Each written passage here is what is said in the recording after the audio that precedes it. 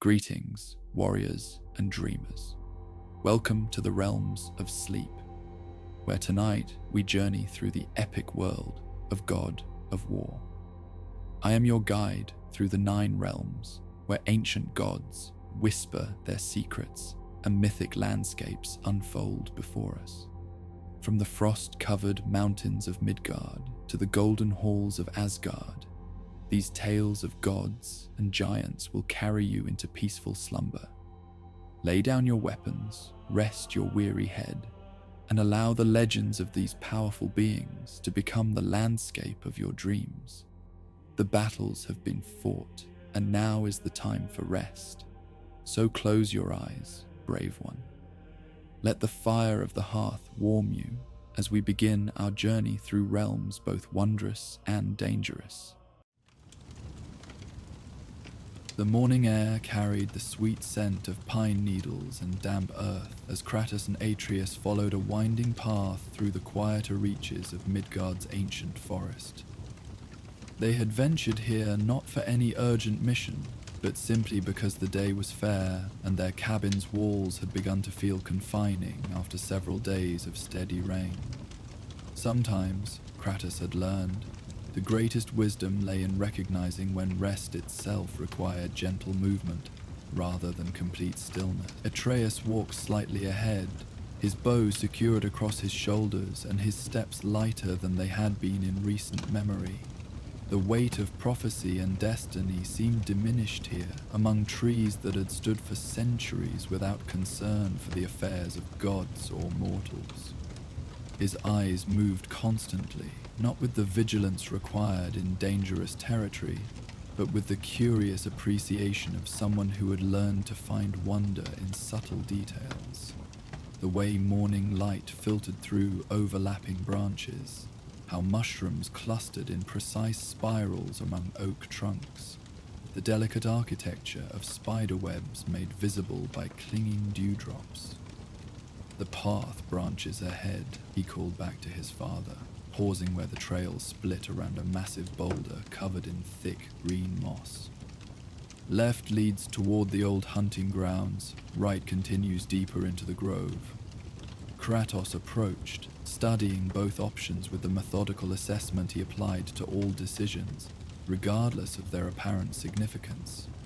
The left path showed signs of recent use: compressed earth, broken twigs, scattered animal droppings, indicating regular wildlife traffic.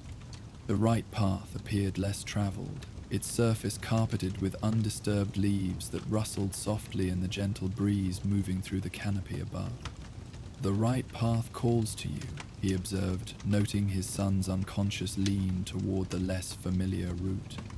Throughout their journey, Atreus had demonstrated increasing attraction to roads unexplored, mysteries unsolved, knowledge waiting to be discovered in forgotten corners of the world. Something about it feels peaceful, Atreus replied, his hand resting unconsciously on the path blade at his side.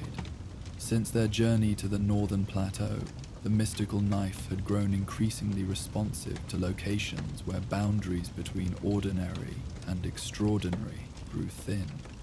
Though it showed no dramatic reaction here, a subtle warmth suggested gentle currents of ancient energy flowing through this particular area. They chose the right path, stepping carefully through the carpet of fallen leaves that created natural cushioning beneath their feet. The forest grew denser as they proceeded, towering trees creating a living cathedral with their interwoven branches high above. Shafts of golden sunlight penetrated this canopy at irregular intervals, illuminating patches of forest floor where tiny wildflowers bloomed in clusters of white and pale yellow, their delicate beauty somehow more striking for being glimpsed briefly between shadows.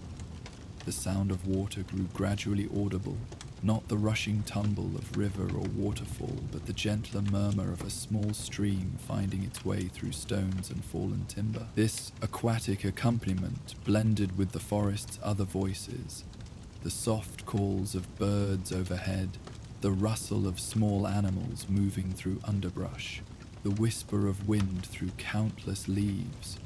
creating nature's own meditation soundscape. Listen, Atreus said softly, holding up one hand to signal a pause in their movement. Do you hear that? Kratos extended his senses beyond ordinary hearing, filtering past the layered sounds of normal forest activity to detect whatever had caught his son's attention. Initially, he perceived nothing unusual, the same gentle symphony of natural sounds that had accompanied their entire walk. Then, gradually, he distinguished a subtle variation in the ambient tones, a faint resonance that seemed to emanate from somewhere ahead, like distant singing barely audible above the stream's murmur.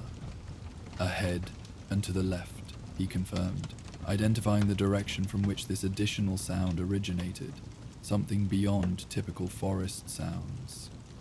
They advanced with increased attention, though without the tactical alertness required in potentially dangerous situations. Whatever created this unusual resonance carried no aggressive undertones, no suggestions of predatory intent or territorial warning. Instead, it seemed almost welcoming, an invitation to discovery rather than a deterrent to approach. The path curved gently around a cluster of ancient birch trees whose white bark showed intricate patterns of natural scarring, testament to decades of seasonal storms and the gradual passage of countless seasons. Beyond these venerable sentinels, the forest opened into a small clearing where the stream they had been hearing meandered through scattered boulders, creating tiny pools and gentle cascades that caught and scattered the filtered sunlight into dancing patterns of light and shadow. But it was not the stream that drew their immediate attention. There, nestled against the clearing's far edge, where ancient oaks created a natural alcove, stood what appeared to be a shrine or monument, though so completely overgrown with moss and trailing vines that its original form remained largely concealed beneath living green curtains that moved gently in the forest breeze. "By the gods," Atreus whispered, his voice filled with reverence rather than surprise. "How long has this been here?" The structure's basic outline suggested human construction from some distant era. Carefully fitted stones forming what might once have been a small temple or memorial. Moss covered every surface in thick, velvety layers of deep green, while ivy cascaded from its upper reaches like nature's own tapestry. Delicate ferns had taken root in every crevice, their fronds creating intricate patterns against the stone's hidden surface. Yet beneath this living shroud, hints of deliberate craftsmanship remained visible.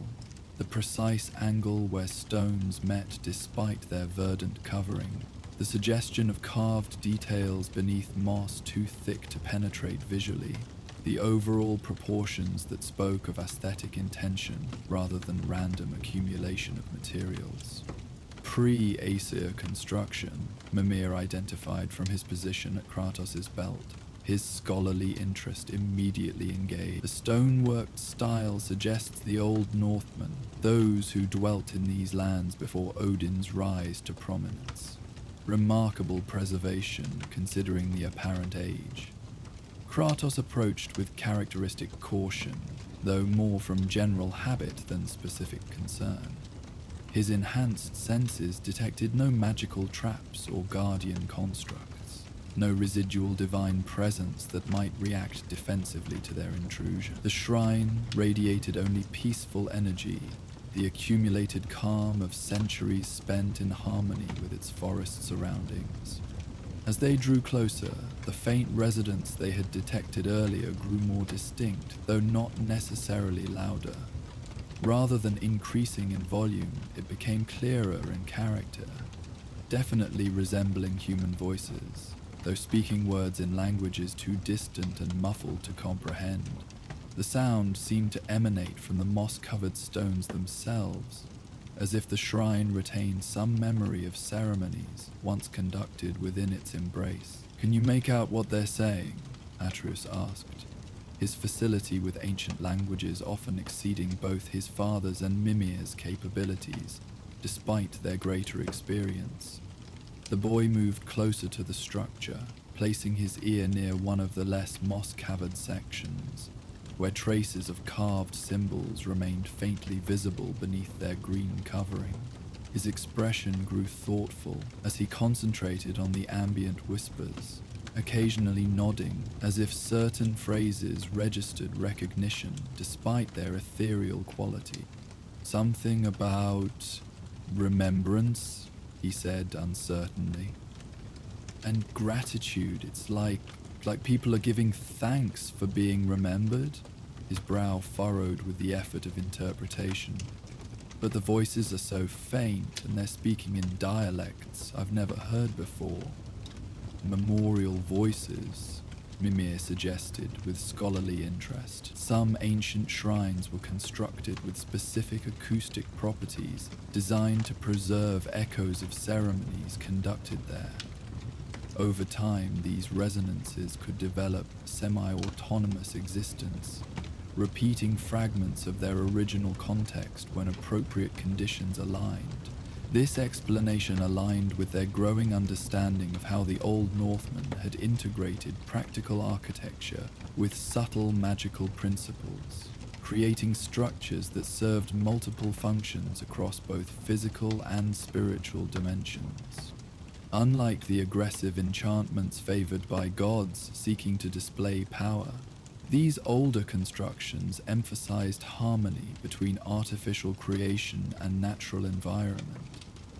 Atreus continued his careful examination of the shrine's exterior, gently brushing aside hanging vines to reveal additional glimpses of the stonework beneath. Where moss coverage thinned slightly, intricate carvings became visible, spiraling patterns interwoven with runic symbols and pictographic representations that suggested both decorative and communicative purposes. "Father," he called softly, "I think there are stories carved into the stone. Complete narratives, not just single symbols or dedications." Kratos joined his son before the shrine, studying the partially visible carvings with increased attention.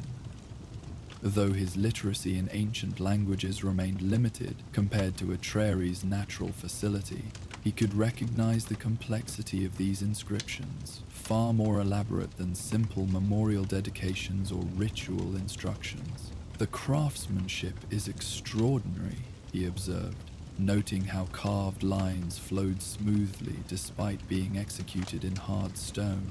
"Whoever created this possessed exceptional skill and exceptional patience," Mimir added. "Such detailed work would require years to complete, particularly given the precision evident in what little we can observe. This represents someone's life work, not casual monument construction." The stream's gentle murmur provided peaceful accompaniment to their examination, while overhead, birds continued their intermittent conversations, without concern for the human intrusion below. Occasionally, small woodland creatures would emerge briefly from undergrowth, a curious squirrel, a delicate mouse, before disappearing again into their hidden domains. The entire clearing radiated tranquility, as if the shrine's presence had somehow sanctified this particular patch of forest, creating refuge where contemplation could flourish undisturbed. "We could clean it," Atreus suggested, his voice carrying both enthusiasm and uncertainty. "Carefully remove enough moss and vines to read the carvings properly. Learn what stories they're trying to tell." Kratos hesitated, weighing the value of such knowledge against potential consequences of disturbing something that had found stability in its current state. Throughout his long existence, he had learned that ancient sites often maintained delicate balances between preservation and decay, and that well-intentioned interference could sometimes trigger unexpected complication. "To disturb what has rested peacefully for centuries carries risk," he observed cautiously. "Some things are left undisturbed for reasons beyond mere neglect." "But what if the stories are important?" Atreus countered, his natural curiosity strengthening his argument. "What if whoever built this wanted their words to be read, their memories to be shared? By leaving it covered, we might be failing to honor their intentions." This perspective resonated with deeper philosophical questions about preservation versus accessibility, about whether respect meant maintaining current conditions or facilitating original purposes. The shrine's builders had clearly intended their carvings to communicate across time, yet centuries of natural overgrowth suggested equal validity in allowing nature to reclaim human constructions when their immediate utility had passed. The voices might grow clearer if the carvings were more visible, Minir suggested diplomatically. Acoustic resonance often depends on precise surface characteristics. Moss coverage could be muffling communications that were originally intended to be more distinct. This practical consideration added weight to Atreus's argument while addressing Kratos' concerns about respectful approach. If cleaning the shrine would facilitate its original communicative function, rather than impose foreign purposes upon it, such action might indeed honor rather than violate the builder's intentions. We proceed with care, Kratos decided finally. Gentle removal only, and we stop immediately if anything suggests our actions are unwelcome. Atreus nodded eagerly, already reaching for his belt knife to begin the delicate work of moss removal. But Kratos stayed his hand with gentle pressure, indicating that preparation should precede action in this as in all significant undertakings. First, we observe completely, he instructed. Study the structure's current condition, identify areas where intervention might prove most beneficial with least risk of damage.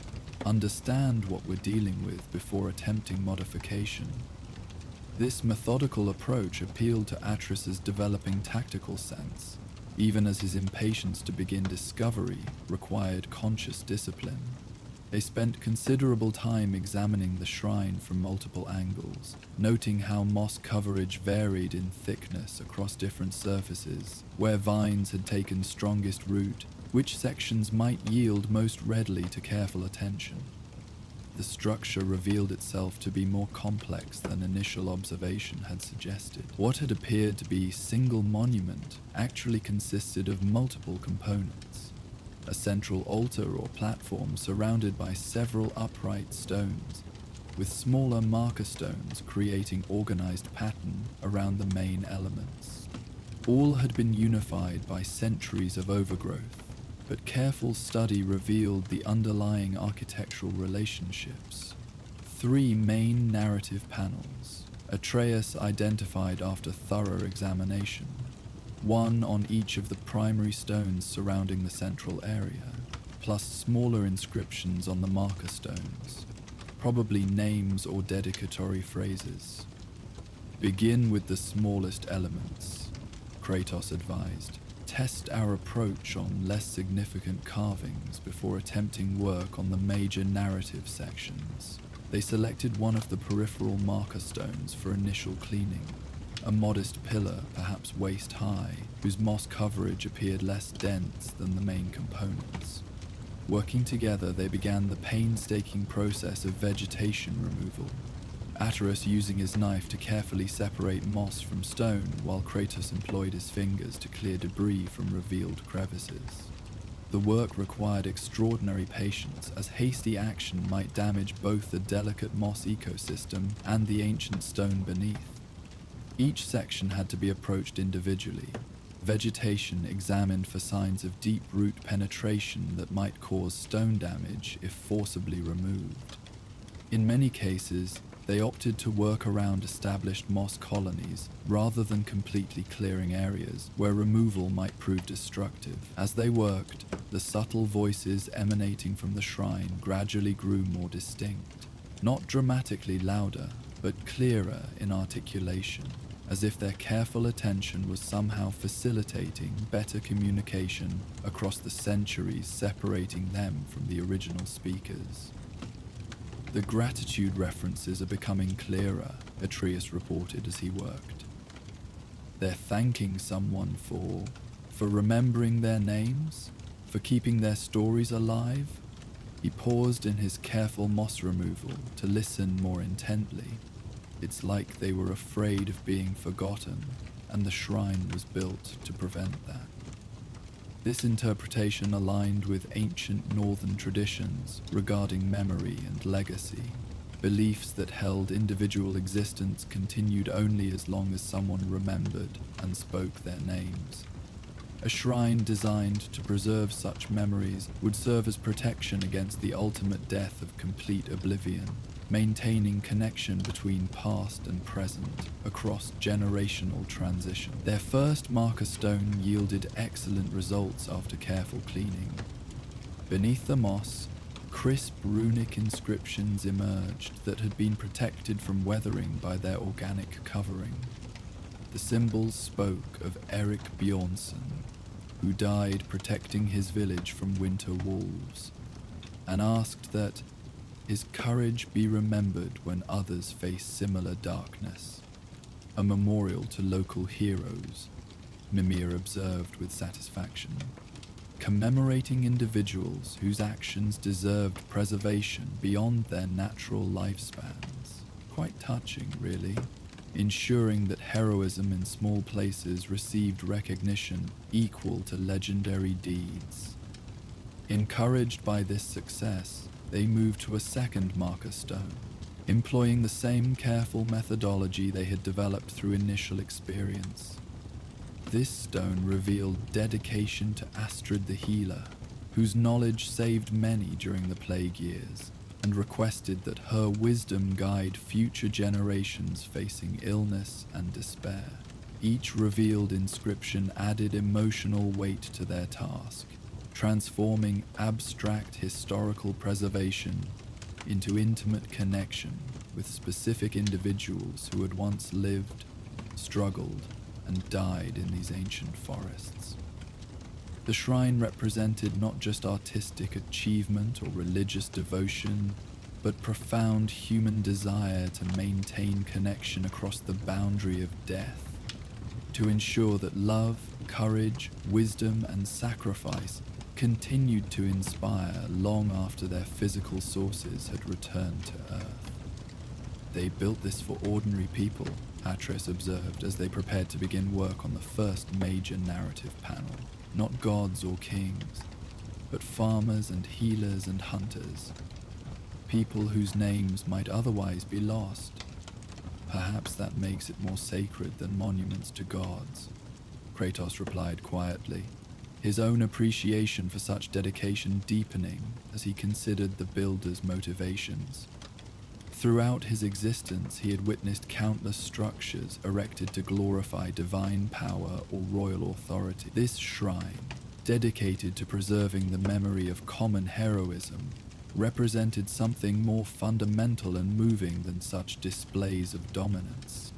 The first major panel required significantly more time and care to clean, its moss coverage having developed complex root systems that penetrated deeply into carved crevices. They worked in shifts, one cleaning while the other studied previously revealed sections, gradually building understanding of the narrative structure as more symbols became visible. This panel told the story of a harsh winter when food supplies failed and wolves grew desperate enough to attack human settlements. Rather than focusing on individual heroes, it chronicled the community's collective response. How neighbors shared scarce resources, how hunters coordinated to protect livestock, how healers developed treatments for frostbite and malnutrition that claimed fewer lives than might otherwise have been lost. It's not about single acts of heroism, Atreus noted as he traced newly revealed carvings with careful fingers. It's about how people took care of each other when everything went wrong. The voices from the shrine had grown clear enough to distinguish individual speakers now, their words carrying across centuries with remarkable clarity. Men and women of various ages seemed to be sharing memories, offering gratitude for being remembered, expressing hope that their experiences might guide others facing similar challenges. As afternoon sunlight slanted through the forest canopy, painting the clearing in warm golden tones, They completed work on the first panel and moved to the second. This section required even greater care, as ivy had woven itself so thoroughly through the carved symbols that removal necessitated understanding the plant's growth patterns to avoid damaging either vegetation or stone. The second panel chronicled a different sort of community challenge, a period when neighboring settlements fell into conflict over resource access, threatening to escalate into warfare that would devastate all involved. The narrative detailed how local leaders had worked to find peaceful resolution, establishing fair distribution systems, arranging marriages between communities to strengthen alliances, creating shared ceremonies that emphasized common heritage rather than superficial differences. Diplomacy as heroism, Mimir observed approvingly, recognizing that preventing war requires courage equal to any battlefield display, wisdom superior to strategic brilliance. The third and final major panel told perhaps the most moving story, a plague that threatened to destroy not just lives but community bonds, as fear of contagion drove neighbors apart when mutual support was most needed. The carvings depicted how healers had risked their own lives to tend the sick, how healthy families had cared for orphan children, how the entire community had reorganized itself to ensure no one faced illness and death alone. By evening, they had revealed enough of the shrine's inscriptions to understand its full purpose and message. This monument celebrated not individual greatness but collective resilience, the ordinary heroism of communities that chose cooperation over competition, sacrifice over selfishness, hope over despair when faced with challenges that could have destroyed their social bonds entirely. The voices now spoke with perfect clarity, sharing stories that amplified and enriched the carved narratives. Old men spoke of lessons learned from their fathers. Mothers offered blessing for children yet unborn. Young voices pledged to carry forward wisdom received from those who had faced similar trials. The shrine had become what its builders intended, a living bridge between past experience and future challenge, ensuring that each generation could benefit from accumulated wisdom rather than facing difficulties in isolation. They wanted to teach us, Atreus said softly as they sat before the clean shrine, watching shadows lengthen across the revealed stone. All these stories, all these voices, they're not just remembering the past, they're preparing us for what might come. Kratos nodded, understanding now why they had felt drawn to this particular path, why the Pathblade had responded with gentle warmth to this location. The shrine represented exactly the kind of knowledge Faye had encouraged them to seek, not prophecies or divine commands, but human wisdom earned through experience and preserved through love. Your mother would have appreciated this place, he said, speaking the thought aloud as it occurred to him. She understood the value of ordinary wisdom, the importance of learning from those who faced life's challenges without divine power or legendary status.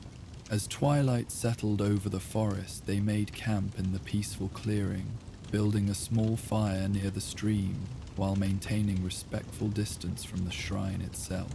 The voices continued throughout the evening, sharing stories that reinforced the lessons carved in stone, while adding personal details that brought historical events to vivid life. They learned of individual acts of kindness that had prevented despair, of creative solutions to resource shortages, of ways communities had adapted to environmental changes and external threats. Each story reinforced the central theme that survival and flourishing depended not on individual heroism, but on collective wisdom, mutual support, and willingness to prioritize long-term community welfare over short-term personal advantage. These people understood something important, Atreus observed as they prepared for sleep beside their small fire. They knew that strength comes from helping each other, not from being stronger than each other. The shrine's voices gradually softened as night deepened, transitioning from active storytelling to gentle murmur that blended with the stream's quiet flow and the forest's nocturnal sounds. In this peaceful atmosphere, surrounded by accumulated wisdom of generations who had faced their challenges with dignity and mutual care, sleep came easily to both father and son. In the morning, they woke refreshed and somehow renewed, as if their night in proximity to such concentrated wisdom had provided restoration beyond mere physical rest. The shrine stood clearly visible now, its clean surfaces revealing the full beauty of ancient craftsmanship, while maintaining harmonious integration with its forest setting. Before departing, they made their own contribution to this monument to memory, carefully gathering fallen branches to create small offering of firewood beside the shrine, symbolic gesture indicating their gratitude for lessons received and their commitment to carrying forward the wisdom they had discovered. Others will find this place, Atreus predicted as they prepared to leave. The voices will teach them what they taught us, and perhaps they will clean other sections, Kratos added, revealing additional stories we have not yet discovered. The path blade at Atreus' side pulsed gently as they departed, confirming what they had both come to understand, that this shrine represented exactly the kind of knowledge nexus their journey was designed to uncover. Not divine commands or prophetic visions, but accumulated human wisdom waiting to guide those who approached with appropriate reverence and openness to learning. As they walked back through the forest toward their distant cabin, the shrine's voices followed them for considerable distance, gradually fading but never disappearing entirely. They carried with them now not just memory of beautiful carvings or interesting historical information, but practical wisdom about community resilience, mutual support, and the kind of ordinary heroism that builds lasting foundation. The forgotten shrine had revealed its greatest secret, that true immortality lay not in individual achievement, but in knowledge shared across generations, in communities that chose to preserve and transmit hard-won wisdom, rather than forcing each generation to rediscover essential truths through their own suffering. In cleaning moss from ancient stones, they had uncovered treasures more valuable than gold or magical artifacts. The accumulated understanding of how ordinary people could face extraordinary challenges and emerge stronger through cooperation rather than competition. Behind them, the shrine settled back into its peaceful vigil, its voices ready to teach similar lessons to future visitors who approached with similar respect and willingness to learn. The moss would grow again, the ivy would return, but the words carved in stone would endure, waiting patiently to share their wisdom with each new generation that discovered this hidden sanctuary of memory and hope. The path homeward revealed itself differently now, familiar landmarks taking on new significance in light of lessons learned at the forgotten shrine. Where previously Atreus might have seen only trees and stones, he now perceived potential stories, each ancient oak harboring memories of seasons survived, every weathered boulder marking transitions witnessed across countless human generations. The forest itself seemed transformed into library written in living script, its narratives accessible to those who approached with appropriate patience and reverence. "Do you think there are other shrines like that one?" he asked, as they paused beside a grove of silver birches whose bark showed intricate scarring patterns. Other places where communities preserved their wisdom in stone and voice? Kratos considered this question, while studying the birch grove with newfound attention to detail. The scarring patterns that had previously appeared random now suggested possible intentionality, marks that might represent crude calendrical system or seasonal observations rather than mere natural weathering. "Your mother spoke sometimes of sacred groves," he replied thoughtfully. "Places where knowledge was preserved through methods different from written texts or formal monuments." This possibility opened intriguing perspectives regarding their ongoing journey. Perhaps the markers Faye had left to guide them served not just navigational purpose, but educational function, directing them toward locations where accumulated wisdom awaited discovery by those prepared to recognize and learn from it. The shrine they had just cleaned might represent one element in a larger network of knowledge preservation spanning the ancient northern territories.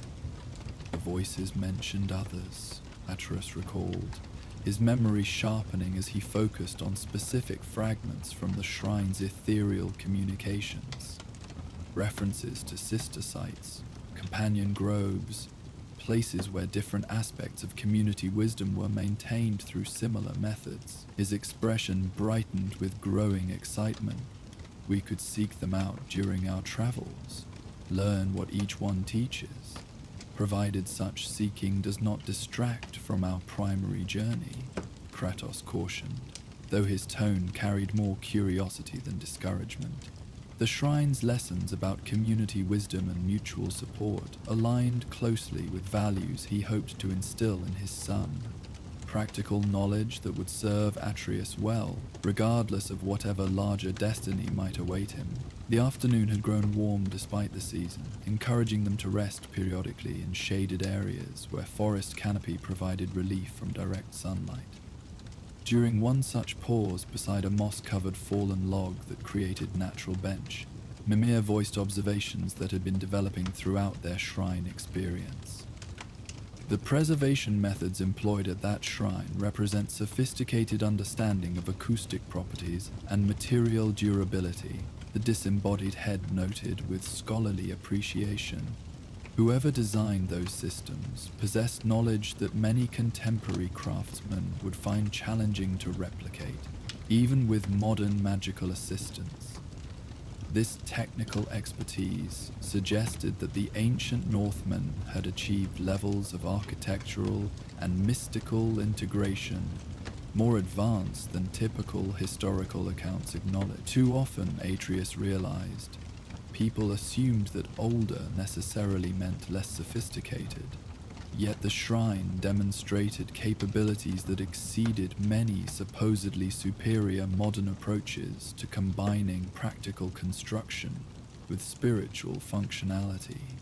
They worked with natural forces rather than attempting to dominate them, he observed, thinking of how moss coverage had actually protected the carvings while ivy growth had been incorporated into the shrine's acoustic design rather than treated as unwanted intrusion.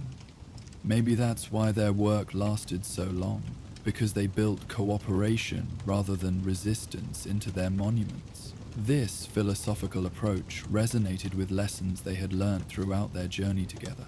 Time and again they had discovered that working with existing patterns rather than imposing foreign solutions yielded more sustainable and effective results. The shrine's builders had apparently understood this principle centuries before their own experience confirmed its validity.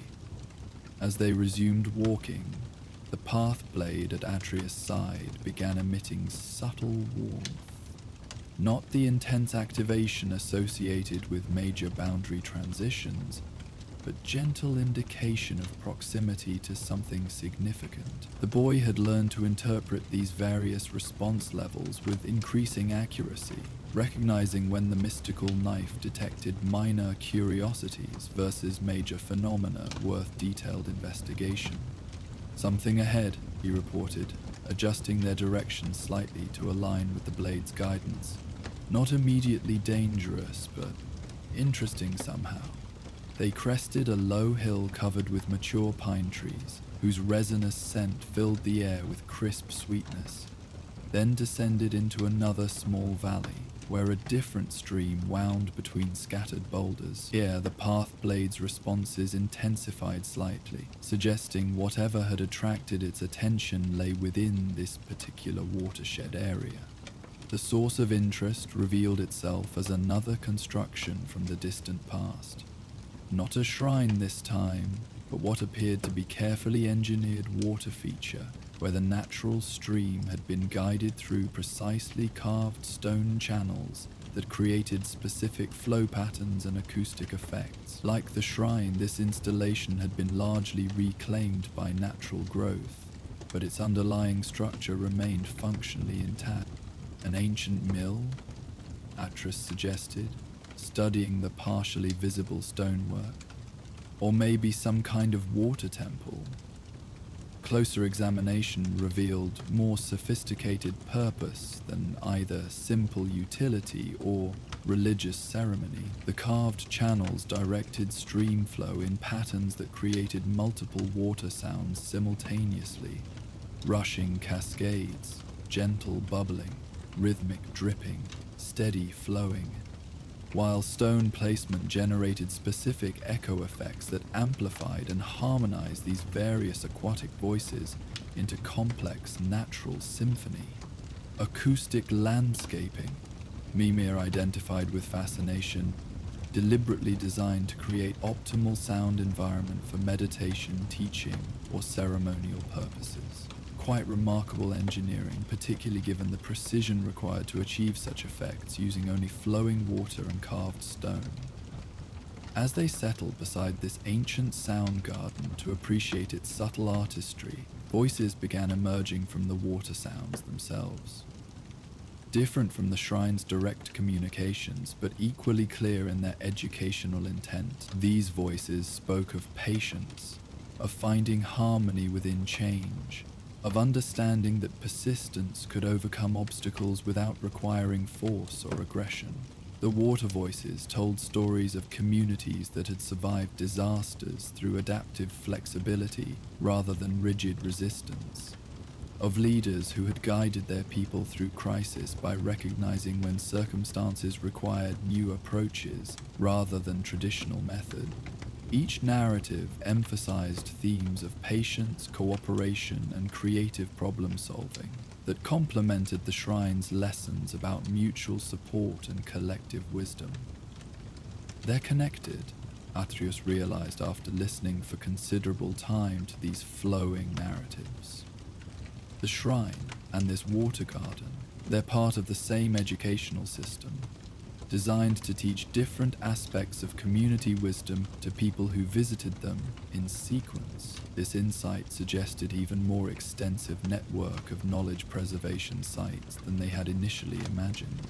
Rather than isolated monuments to forgotten heroes, these installations might represent comprehensive curriculum designed to transmit essential survival wisdom across generational transitions. Practical education disguised as memorial or ceremonial architecture. A teaching path, Kratos acknowledged, understanding now why Fae might have left markers guiding them towards such locations. If their journey involved preparing Atreus for future challenges that would require wisdom beyond individual combat skills, exposure to accumulated community knowledge could prove as valuable as any magical artifact or divine revelation. They spent the remainder of the afternoon beside the water garden, absorbing lessons about adaptation and persistence, while allowing the installation's carefully orchestrated sounds to provide deeply restful meditation environment. The combination of flowing water, strategic echo effects, and whispered voices created atmosphere of profound peace that seemed to slow time itself, encouraging contemplation rather than urgent action. As evening approached, they made simple camp nearby, building small fire positioned to complement rather than compete with the water sounds.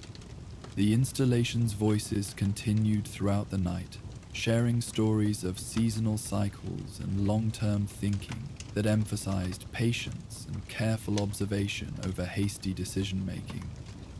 Tomorrow we could follow the stream upstream, Atreus suggested as they prepared for sleep beside the gently talking waters. See if there are other installations along its course. Learn what additional lessons they might offer. The stream flows toward our home territory, Kratos noted, after checking their general direction against familiar landmarks. Following it would not divert us significantly from our eventual return path. He paused, considering broader implications of such exploration, and knowledge gained might prove valuable for challenges that await us.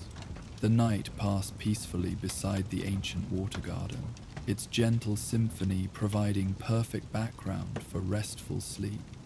Dreams came filled with images of patient stoneworkers carving channels with meticulous care, of communities gathering beside flowing waters to share wisdom and plan for uncertain futures, of voices carrying essential knowledge across centuries through simple technology of shaped stone and directed water flow. Morning revealed that the installation's effects extended beyond mere acoustic enhancement. The specific patterns of water flow had created microenvironments that supported unusual plant growth. Mosses and ferns arranged in configurations that seemed almost deliberately artistic. Small flowering plants whose blooming cycles had apparently been influenced by the consistent moisture and air circulation patterns created by the engineered water features. They designed an entire ecosystem, Shinez, Atreo observed with growing appreciation for the ancient builder's comprehensive approach. Not just sound effects, but living garden that would continue developing and changing while maintaining basic harmony with their original intentions.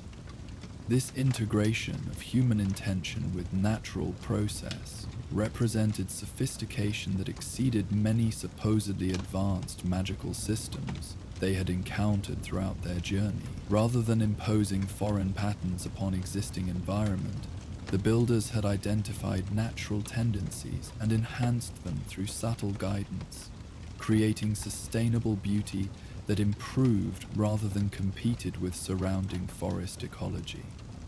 Following the stream upstream as planned, they discovered additional installations at regular intervals, each designed to teach specific aspects of community wisdom while contributing to overall acoustic and ecological harmony of the watershed. A stone circle where stream formed natural pool created conditions for voices teaching conflict resolution and fair judgment.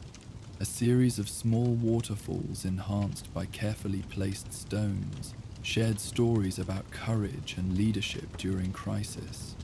Natural spring, protected by carved guardian figures, whispered lessons about resource stewardship and intergenerational responsibility. Each installation built upon previous lessons while introducing new concepts, creating comprehensive education in community resilience that would prepare visitors to face various challenges with wisdom accumulated across generations of human experience.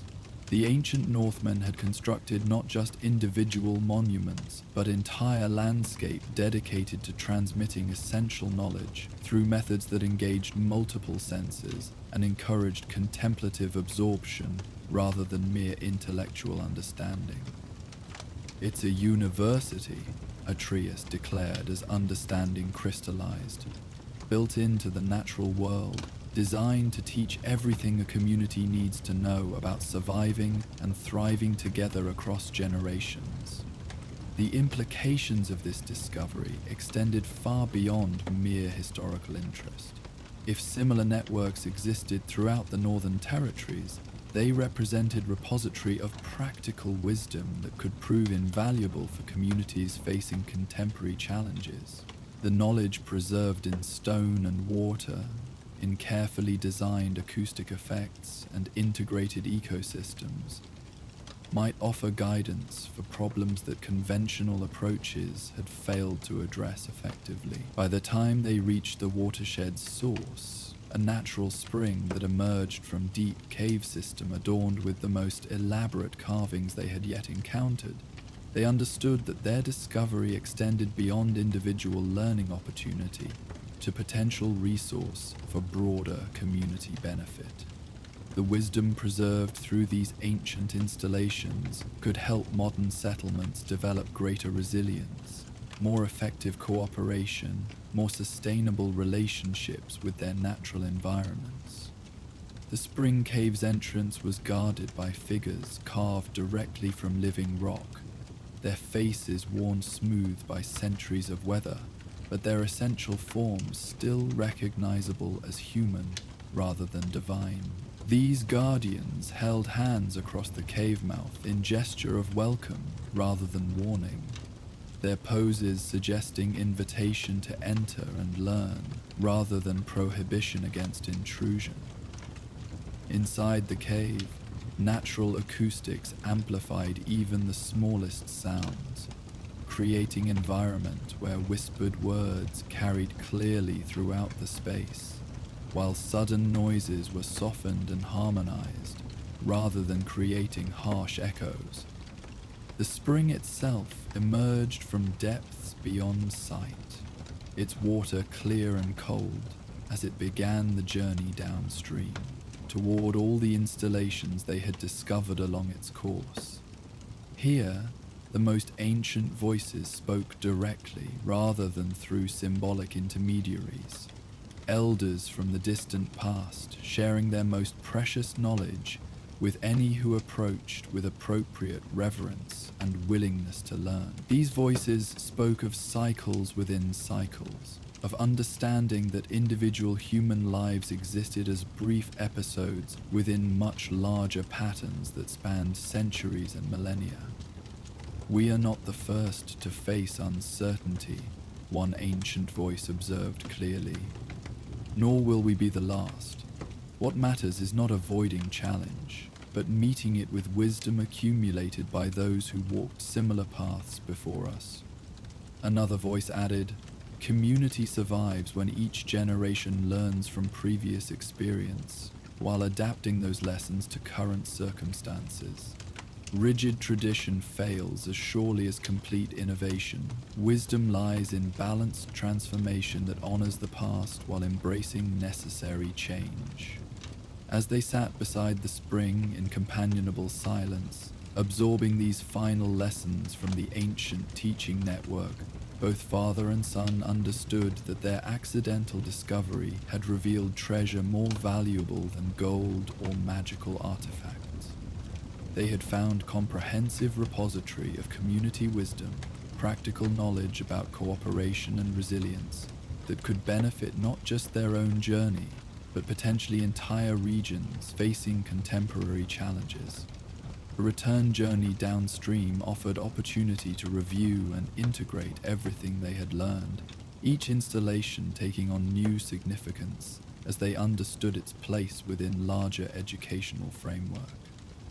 The Water Garden's lessons about patience and adaptation gained deeper meaning when understood as preparation for the Spring Cave's teachings about long-term cycles and balanced change. The shrine's celebration of ordinary heroism resonated more powerfully when seen as foundation for understanding how individual actions contributed to community resilience across generations.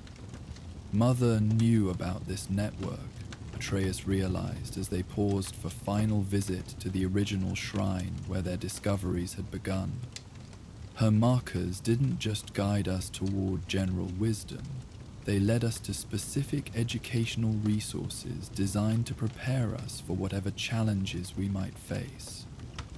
The shrine's voices welcomed them back with familiar warmth, acknowledging their expanded understanding and offering additional insights that built upon knowledge gained from the full watershed curriculum. Now they could hear layers of meaning that had been inaccessible during their first encounter, subtleties that required broader context to comprehend fully.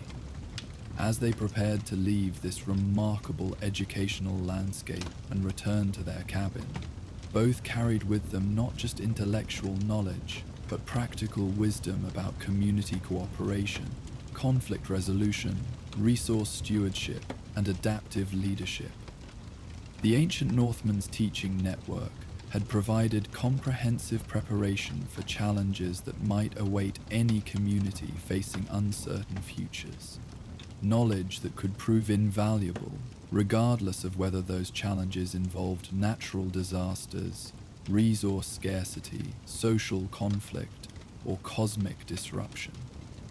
The forest path homeward seemed different now, transformed by understanding that natural landscapes could serve as repositories for accumulated human wisdom.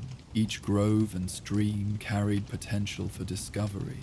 Each ancient site might harbor knowledge preserved across centuries by communities that had faced their own versions of contemporary challenges.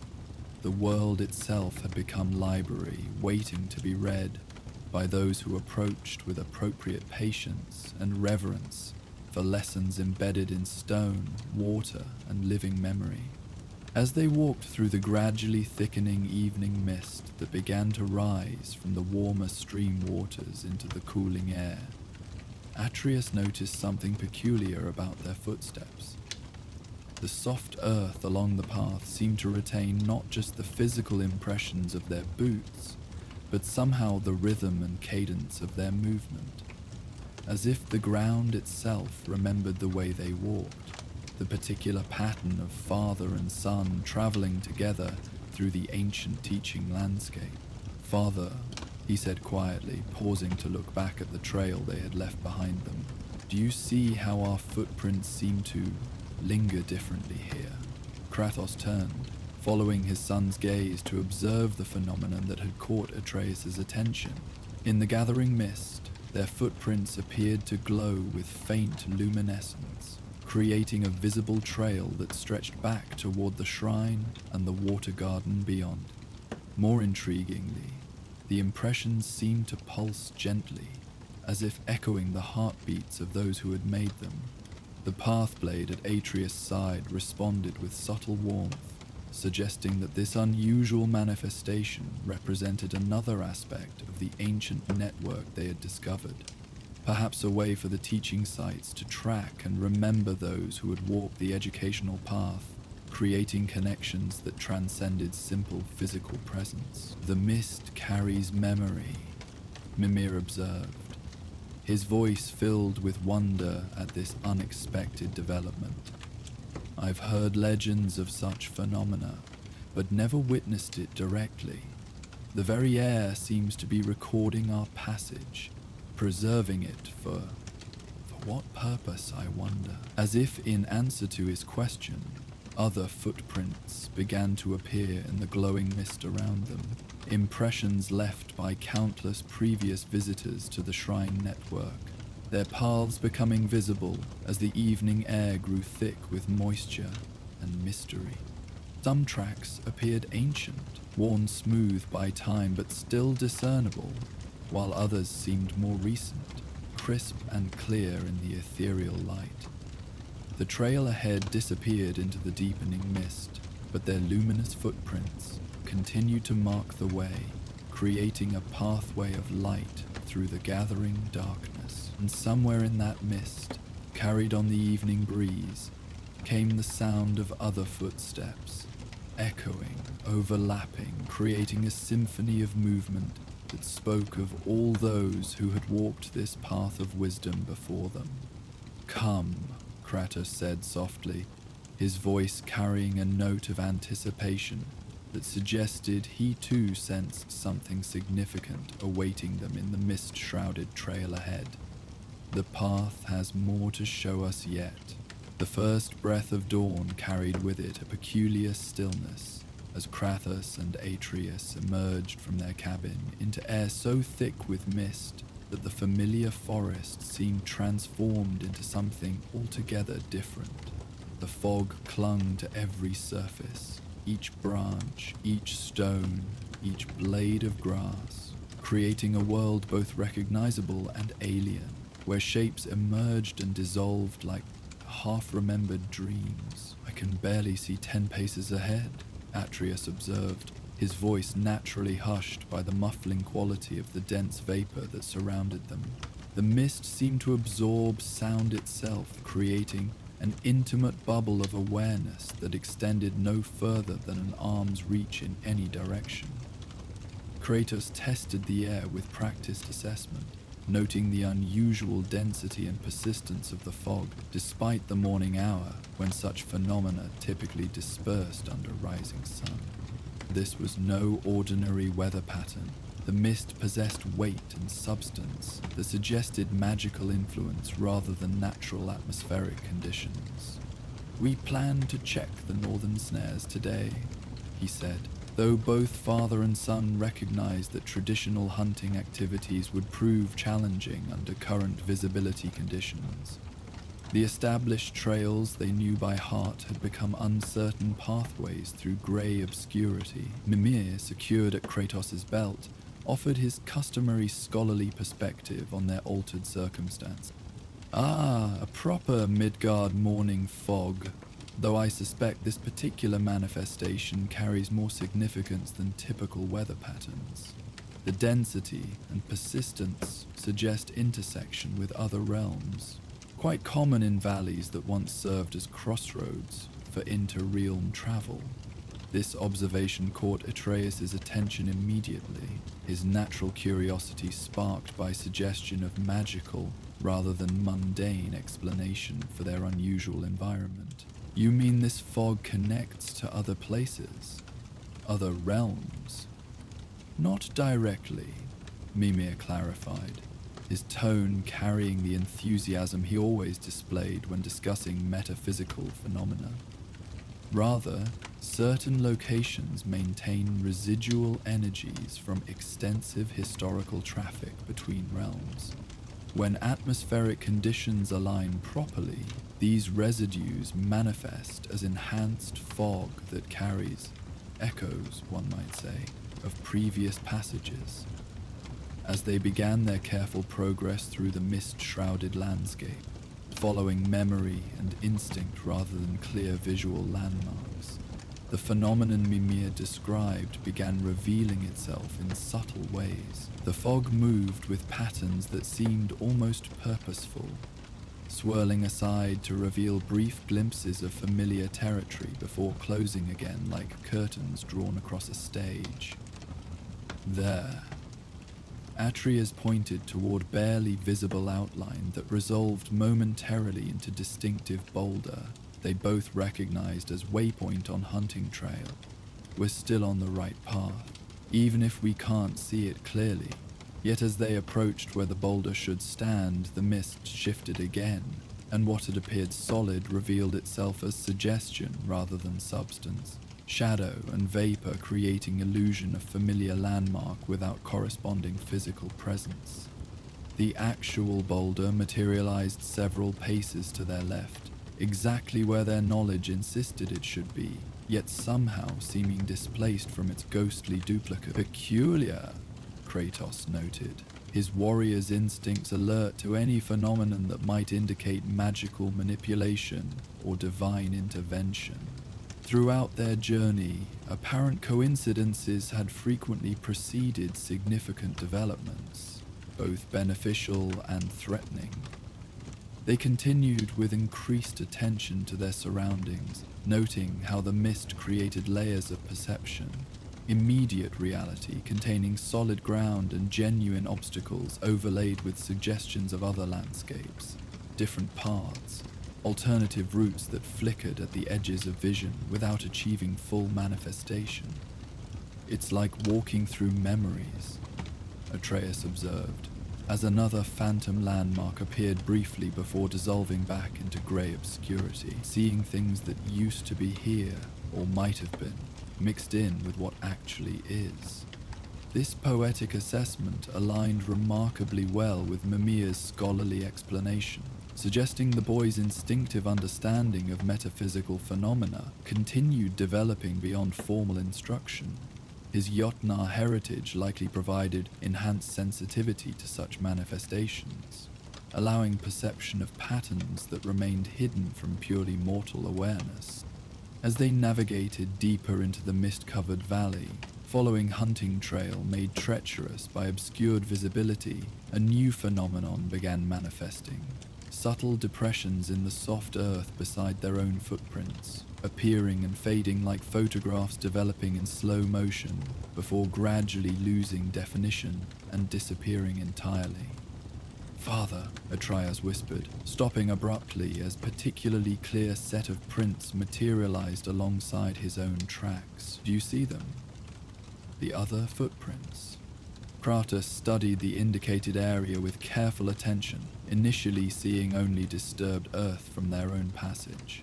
Then, as his eyes adjusted to searching for subtle variations within the uniformly grey environment, he began perceiving what his son had noticed. Faint impressions that matched no boot or paw he recognized, appearing in patterns that suggested travelers walking parallel to their current route. "I see them," he confirmed quietly, instinctive wariness asserting itself at this clear evidence of magical manifestation affecting their immediate environment. Fresh tracks would indicate recent passage. These appear different. Indeed, the mysterious footprints possessed qualities that defied normal categorization. They appeared freshly made yet somehow ancient, clearly defined yet lacking the crisp edges of recent impression in soft earth. Most peculiarly, they seemed to exist only in peripheral vision, becoming less distinct when observed directly, more obvious when attention shifted elsewhere. "They're not exactly solid," Atreus noted, kneeling carefully beside the clearest set of impressions for closer examination. "More like impressions of impressions, memories of people walking here long ago." Mimir's voice carried excited recognition as he processed these observations. "Phantom prints, extraordinarily rare phenomenon, associated with locations of significant historical passage. When countless travelers follow identical routes over extended periods, their collective passage can leave energetic impressions that manifest under appropriate conditions." The academic explanation provided context without reducing the wonder of witnessing such unusual phenomenon firsthand. As they continued along the trail, more sets of phantom footprints appeared, some matching human proportions, others suggesting different species or perhaps beings from other realms entirely. All moved in roughly the same direction they were traveling, as if following the valley's natural pathway towards some common destination. How many people must have walked here to leave such marks? Atreus wondered aloud, counting at least 6 distinct sets of tracks, visible at any given moment, though the total number fluctuated as prints appeared and faded according to patterns he couldn't predict. "Thousands," Mimir answered with scholarly confidence. "Perhaps tens of thousands over centuries or millennia.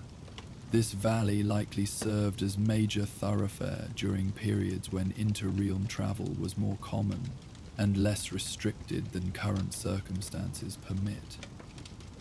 The suggestion of such extensive historical traffic transformed their understanding of this familiar territory. What they had considered simple hunting ground now revealed itself as ancient crossroads where beings from across the 9 realms had walked, each leaving subtle trace of their passage that accumulated over time into phenomenon they now witnessed. As morning light struggled to penetrate the dense mist, creating diffuse illumination that seemed to emerge from fog itself rather than any particular source, the phantom footprints grew more numerous and more distinct. Entire processions seemed to be passing alongside them, families with children, merchants with pack animals, warriors in formation, solitary wanderers seeking unknown destinations. "It's like seeing history," Atreus breathed, overwhelmed by the sheer scope of human activity these echoes represented. All the people who came this way before us, still walking their paths, even though they're long gone. The poetic nature of this observation resonated with deeper truth about the relationship between past and present, between individual journey and collective experience. They were not the first to walk this trail, nor would they be the last. Merely current participants in movement that had been occurring for ages beyond memory. Kratos, while maintaining appropriate caution regarding any magical phenomenon, found himself unexpectedly moved by this glimpse into the valley's hidden history.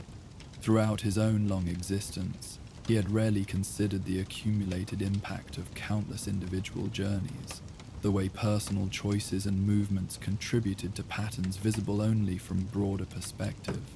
They all had destinations, he observed quietly, studying the determined pattern of the phantom prints as they maintained consistent direction despite occasional obstacles or difficult terrain, purposes that drove them forward through uncertainty. This recognition of shared human motivation, the drive to reach somewhere specific despite challenges and unknown dangers, created unexpected connection between present and past.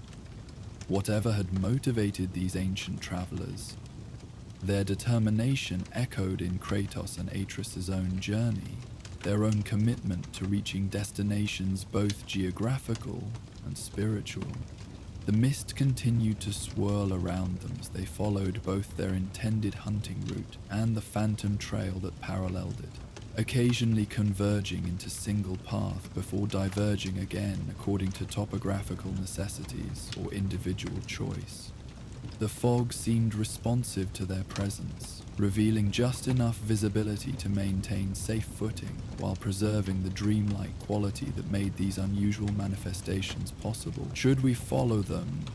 Atreus asked, as particularly clear set of prints led slightly away from their planned route, towards section of valley they had not previously explored. "See where they lead?" Kratos considered this suggestion with characteristic thoroughness, weighing potential benefits against unknown risks.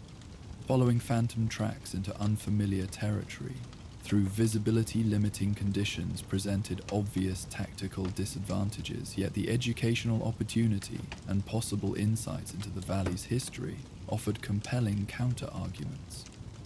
The hunting can wait, he decided, recognizing that such phenomena rarely presented themselves for convenient observation. But we maintain caution.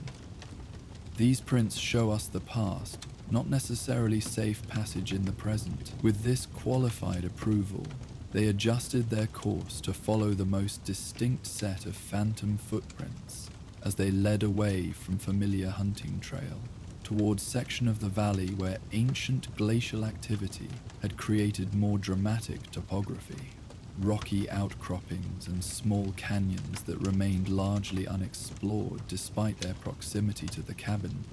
The phantom prints led them along what gradually revealed itself as deliberate pathway, carved or worn into the landscape through extensive use rather than random game trail or natural formation. Though obviously ancient and partially reclaimed by vegetation, certain sections showed evidence of intentional construction. Stone steps cut into steep grades, drainage channels directing water away from the walking surface, even occasional way markers that had survived centuries of weather and neglect. "This was a proper road once," Mimir observed with professional interest as they negotiated carefully constructed switchback, ascending toward higher ground, built to accommodate regular traffic including pack animals and possibly wheeled transport. Quite sophisticated engineering for its apparent age.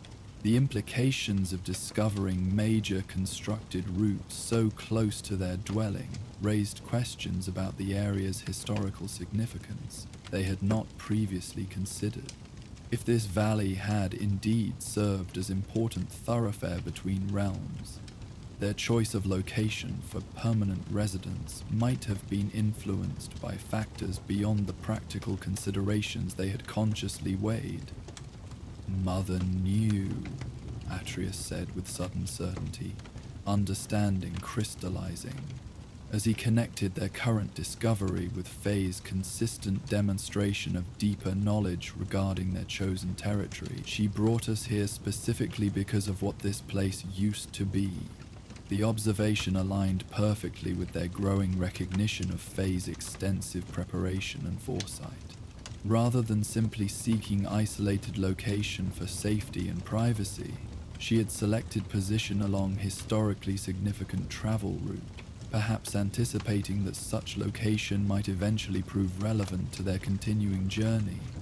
As they climbed higher along the ancient pathway, the mist began displaying new properties that seemed related to elevation change. Rather than thinning as might be expected at increased altitude, the fog grew more complex, developing layers and currents that created constantly shifting patterns of visibility and concealment. Within these more dynamic mist formations, the phantom footprints multiplied dramatically. What had been a handful of individual tracks at valley level expanded into suggestion of major traffic. Caravans, military formations, refugee processions, ceremonial gatherings. The ancient road had clearly served multiple purposes across extended historical period, accommodating various types of travel for diverse reasons. So many, Adrian whispered, awestruck by the sheer volume of phantom activity now visible around them. They're all heading the same direction we are, up toward whatever lies ahead. The phantom travelers seemed drawn by a common destination that remained hidden in mist-shrouded terrain ahead, their determination evident in consistent movement despite varying group sizes and apparent purposes. Whatever had motivated such extensive traffic to this elevated location, its significance had persisted across centuries of use.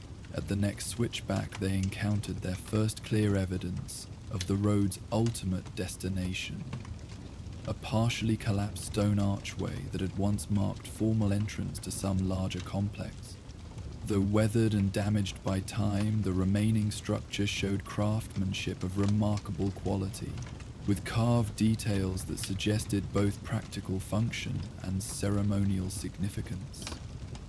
An entrance, Kratos observed, studying the architectural details with warrior's eye for defensive considerations, built to control access while displaying wealth or importance of whatever lay beyond. The phantom footprints converged dramatically at this threshold, creating impression of bottleneck where all the various travelers they had observed were channeled through single controlled access point. Yet rather than continuing beyond the archway, most of the phantom tracks seemed to end here. As if the ancient gate marked not just physical boundary but temporal one as well. Through the mist-shrouded opening they could perceive hints of larger structures beyond, foundations and fallen walls, suggesting extensive complex that had once occupied the elevated terrain. The fog moved differently here, with currents that seemed almost purposeful, revealing glimpses of ruined architecture before concealing them again in grey obscurity. "Shall we continue?" Atreus asked, though his tone carried hint of uncertainty that had not been present during their ascent. Something about this threshold felt significant, beyond mere exploration, as if crossing it might trigger consequences extending beyond simple geographical movement. Kratos studied their surroundings with heightened vigilance, noting how the mist patterns suggested the ruins ahead might be more extensive than initial glimpses indicated. Ancient complexes often contained both treasures and dangers, particularly those that had attracted such extensive historical traffic as the phantom print suggested. We proceed carefully, he decided, recognizing that turning back now would leave too many questions unanswered. Stay close and alert. Ancient sites rarely remain unguarded, even in ruins. They passed through the stone archway with appropriate reverence, both sensing they crossed threshold into space that had held particular significance for countless previous visitors. The phantom footprints continued beyond the gate, but with different character. Less directed movement and more exploratory wandering, as if travelers had reached their destination and were now investigating what they found there. The ruins beyond the entrance gate revealed themselves gradually as they navigated carefully through mist-shrouded pathways between fallen walls and collapsed structures. What had once been substantial complex, possibly temple, fortress, or administrative center, now existed as scattered foundations and architectural fragments that hinted at former grandeur without displaying its full scope.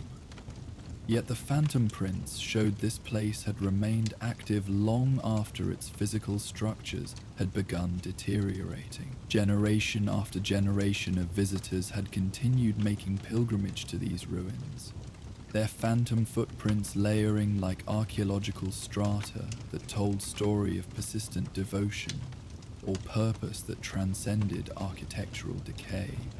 He kept coming, Atreus noted as he traced overlapping sets of tracks that clearly represented different historical periods. Even after the buildings fell down, people still traveled here for something. In the complex's apparent center, they discovered what that something might have been. A natural spring that emerged from rocky outcropping to form a small pool of perfectly clear water. Despite the surrounding ruins and general deterioration of the site, this water source remained pristine and active, its gentle bubbling providing the first clear sound they had heard since entering the mist-shrouded valley that morning. The phantom footprints converged on this spring from all directions, suggesting it had served as focal point for whatever activities had drawn so many visitors across such extended period. Some tracks suggested pilgrims who came to drink or collect water. Others indicated more complex ceremonies that might have involved the pool as sacred element. A sacred spring, Mimir identified with scholarly satisfaction, quite common as focal points for inter-realm gathering sites. Natural water sources often serve as anchors for magical energies, particularly those that maintain consistent flow across geological timescales. The clear bubbling water seemed almost to glow with its own light against the grey obscurity of the surrounding mist, creating visual anchor that helped orient their understanding of the ruins' layout and former significance. Around the pool, worn stone benches suggested seating arrangements for gatherings or ceremonies, while carved channels indicated more complex water management systems that had once directed the spring's flow for various purposes. As they approached the pool's edge, the phantom footprints around them began displaying new behavior. Rather than simple walking patterns, they now showed evidence of more complex activities. Some figures appeared to be kneeling beside the water, others moving in circular patterns that suggested ritual dancing or ceremonial processions. "It's like watching ghosts of ceremonies," Atreus whispered, his young imagination captivated by these glimpses into ancient practices. All the people who came here to celebrate or pray or whatever they did with sacred springs. The observation carried more accuracy than perhaps he realized. While not literal ghosts in conventional sense, these phantom manifestations did preserve essential patterns of human activity that had been significant enough to leave lasting energetic impressions. In that regard, they were indeed witnessing echoes of countless ancient ceremonies. Kratos, while maintaining appropriate caution about the site's potential dangers, found himself studying the phantom activities with genuine interest. The patterns suggested not random pilgrimage, but organized observances, possibly seasonal celebrations or life cycle ceremonies that brought communities together around this natural focal point. They found meaning here, he observed quietly, recognizing something in the determined phantom movements that resonated with his own understanding of ritual and purpose. Across centuries they came seeking something this place provided. The spring continued its gentle bubbling, indifferent to phantom ceremonies or living observers alike, maintaining constant rhythm that might have provided soundtrack for countless ancient gatherings. Its voice was neither urgent nor dramatic, simply persistent, reliable, present in ways that transcended any individual ceremony or historical period. As they studied the pool and its surrounding phantoms more carefully, subtle details began emerging that provided insights into the nature of the site's historical significance. Worn carvings around the pool's stone border depicted familiar motifs: spirals suggesting cosmic cycles, tree symbols resembling Yggdrasil, animal figures that matched various realm mythologies. The symbols suggest this was neutral ground, Mimir observed, his scholarly expertise particularly valuable for interpreting such iconographic evidence, a place where beings from different realms could gather safely, perhaps for trade, diplomacy, or shared observances. Quite remarkable for such arrangements to persist across historical periods, typically marked by interreal conflict. This interpretation aligned with their observation of diverse phantom footprints, not just human travelers, but suggestions of other species, other realms' inhabitants, who had somehow found common ground at this elevated sanctuary, despite broader political or territorial disputes that might have divided them elsewhere. The mist continued swirling around the ruins, but with less concealing density near the sacred spring, as if the water's presence created zones of enhanced clarity that extended both physically and metaphysically. In this clearer area, more details of the ruins became visible, including evidence of careful maintenance that had continued long after original construction. Someone kept this place functioning, Beatrice noted, pointing to relatively recent stone repairs and cleared pathways that suggested ongoing stewardship rather than simple abandonment. Even when the buildings were falling down, someone was still taking care of the spring. The phantom footprints confirmed this observation, showing that visitor traffic had never completely ceased, despite the complex's architectural deterioration. Maintenance activities appeared as additional phantom patterns, figures carrying tools, moving stones, clearing vegetation, overlaying the more numerous ceremonial and pilgrimage tracks. As they completed their circuit around the sacred pool, both father and son found themselves changed by witnessing this glimpse into the valley's hidden history. What had begun as routine hunting expedition through unusual weather had revealed profound connections between their chosen territory and broader patterns of inter-realm activity that extended far beyond their previous understanding. "We should return before the mist lifts completely," Kratos suggested, noting subtle changes in light quality that indicated the day's progression despite their inability to see the sun directly. "And consider what we have learned here." Atreus nodded agreement, though his expression showed reluctance to leave this extraordinary site before fully exploring all its mysteries. The spring, the ruins, the phantom ceremonies, all suggested depths of historical significance that could occupy scholars for months of detailed investigation. As they retraced their steps toward the stone archway that marked the complex's entrance, the phantom footprints seemed to accompany them in reverse, as if the ancient travelers were departing alongside them, their purposes fulfilled for another cycle. The impression created sense of completion, of participation in patterns that transcended individual visit or discovery. "They saying goodbye," Atreus observed as the phantom tracks gradually faded with increasing distance from the sacred spring. Like they were waiting for someone to witness what they did here, and now they can rest. This poetic interpretation, while not necessarily literal truth, captured something essential about their experience, the sense that their discovery had been meaningful not just for their own understanding, but for the historical energies that had created these manifestations. By witnessing and acknowledging the ancient patterns, they had perhaps provided closure or recognition that had been awaiting appropriate observers. Their descent along the ancient road proceeded more quickly than their ascent, familiarity with the route combining with gravity's assistance to ease their navigation despite continued mist. The phantom footprints that had guided them upward were less distinct during descent, as if their primary function had been fulfilled once the spring and ruins had been discovered and properly acknowledged. By the time they reached the valley floor where their morning's journey had begun, the mist was showing signs of gradual dispersal, not the sudden clearing that typically accompanied sunrise, but slow transformation that suggested the magical conditions supporting the phantom manifestations were naturally concluding their cycle. "Will we see them again?" Atreri asked as the last visible phantom footprints faded completely, leaving only ordinary forest floor marked by their own tracks.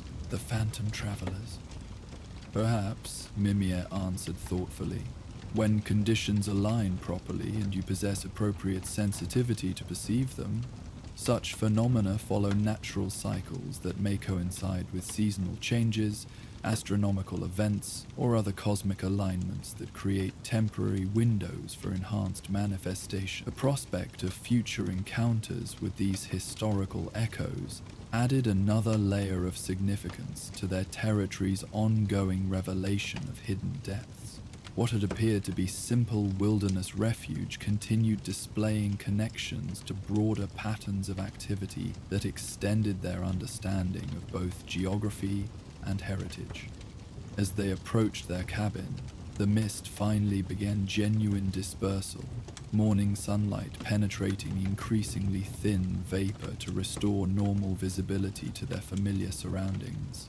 Yet the experience of walking among phantom travelers, of discovering the sacred spring and ruins, had created permanent change in their perception of this landscape they called home. "Mother really did choose perfectly," Atreus said as they reached their dwelling's threshold, looking back toward the valley where extraordinary morning's discoveries were now concealed again behind normal atmospheric conditions. "She brought us to a place where past and present intersect, where we could learn from all the travelers who came before us." Kratos acknowledged this observation with thoughtful nod, recognizing truth in his son's assessment. Faye's selection of their location had indeed demonstrated knowledge extending far beyond practical considerations of safety and isolation. By placing them at crossroads of ancient travel routes, she had ensured their journey would be informed by broader historical patterns, while remaining grounded in immediate landscape they had learned to call home. The phantom footprints had shown them they were not alone in their wandering, that countless others had walked similar paths, faced comparable challenges, sought destinations both geographical and spiritual that echoed their own quest for understanding and purpose. In witnessing these ancient echoes, they had gained perspective on their individual journey, as part of much larger human story that connected them to all who had walked these trails seeking meaning in mist-shrouded world. As ordinary day resumed around their cabin, the memories of phantom travelers and sacred spring settled into permanent place within their understanding of the territory they inhabited. Future hunting expeditions would carry awareness of historical depths beneath familiar surfaces, knowledge that every step followed pathways worn by countless ancient feet, seeking destinations that perhaps were never meant to be reached so much as searched for with appropriate reverence and attention. Inside their cabin, as they prepared the morning meal that had been delayed by their extraordinary discovery, the conversation naturally turned to the implications of what they had witnessed. The phantom footprints and sacred spring represented more than historical curiosity.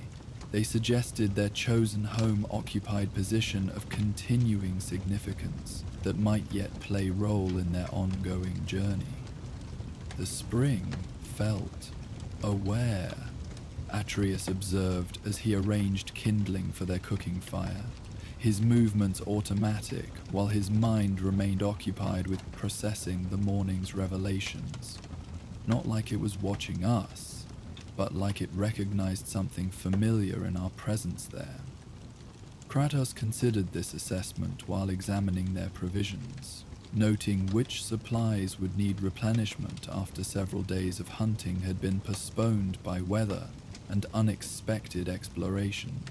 Yet practical considerations could not entirely distract from deeper questions raised by their discovery of the ruins and phantom travelers. Sacred sites often develop such qualities through accumulated attention, Mimir explained from his resting place near the hearth. Centuries of reverent visitation can imbue natural features with enhanced awareness, creating feedback relationships between location and observer that persist long after original purposes have been forgotten or abandoned. The suggestion that their morning's experience might have been mutual, that the spring and ruins had observed them as much as they had observed it, added another layer of significance to their discovery.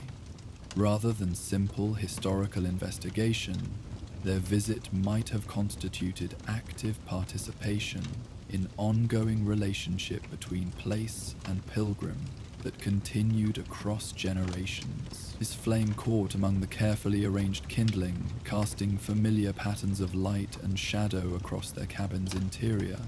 The contrast between ordinary domestic routine and extraordinary morning adventure created perspective on how closely wonder and mundane experience coexisted within their daily lives. The discovery of phantom footprints and sacred springs could be followed immediately by practical concerns of meal preparation and resource management, without diminishing either experience. "Do you think Mother ever visited the spring?" Atreus asked as he fed larger pieces of wood to the growing fire, the question arising naturally from their ongoing attempts to understand the full extent of Faye's knowledge regarding their territory. She must have known about the ruins, choosing to settle so close to them.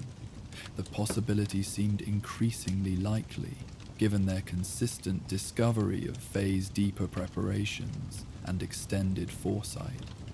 Her selection of their cabin's location had already proven advantageous in numerous ways beyond the practical considerations they had initially recognized.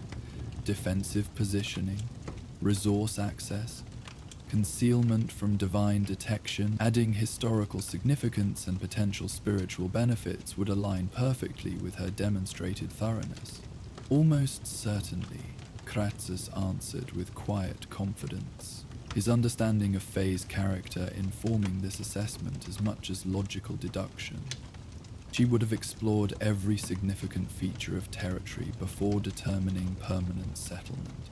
The spring's proximity alone would have demanded investigation.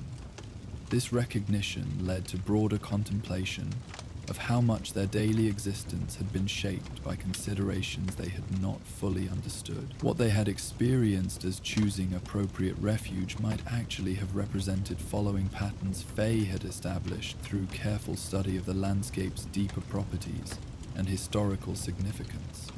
"I wonder what else we haven't discovered yet," Atreus mused as he adjusted the fire to optimal intensity for cooking their delayed breakfast.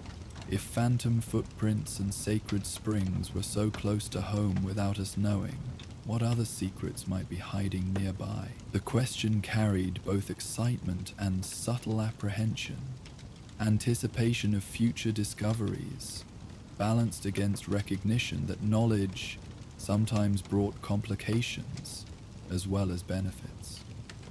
Their journey had already demonstrated repeatedly that understanding often preceded challenge, that awareness of greater patterns typically coincided with increased responsibility for navigating them wisely. As their simple meal cooked over the hearth fire, releasing familiar aromas that helped ground them in present moment despite morning's extraordinary experiences, both father and son found themselves studying their immediate surroundings with enhanced attention. The cabin's familiar interior now seemed like base camp for explorations that might reveal entire networks of hidden significance throughout their chosen territory.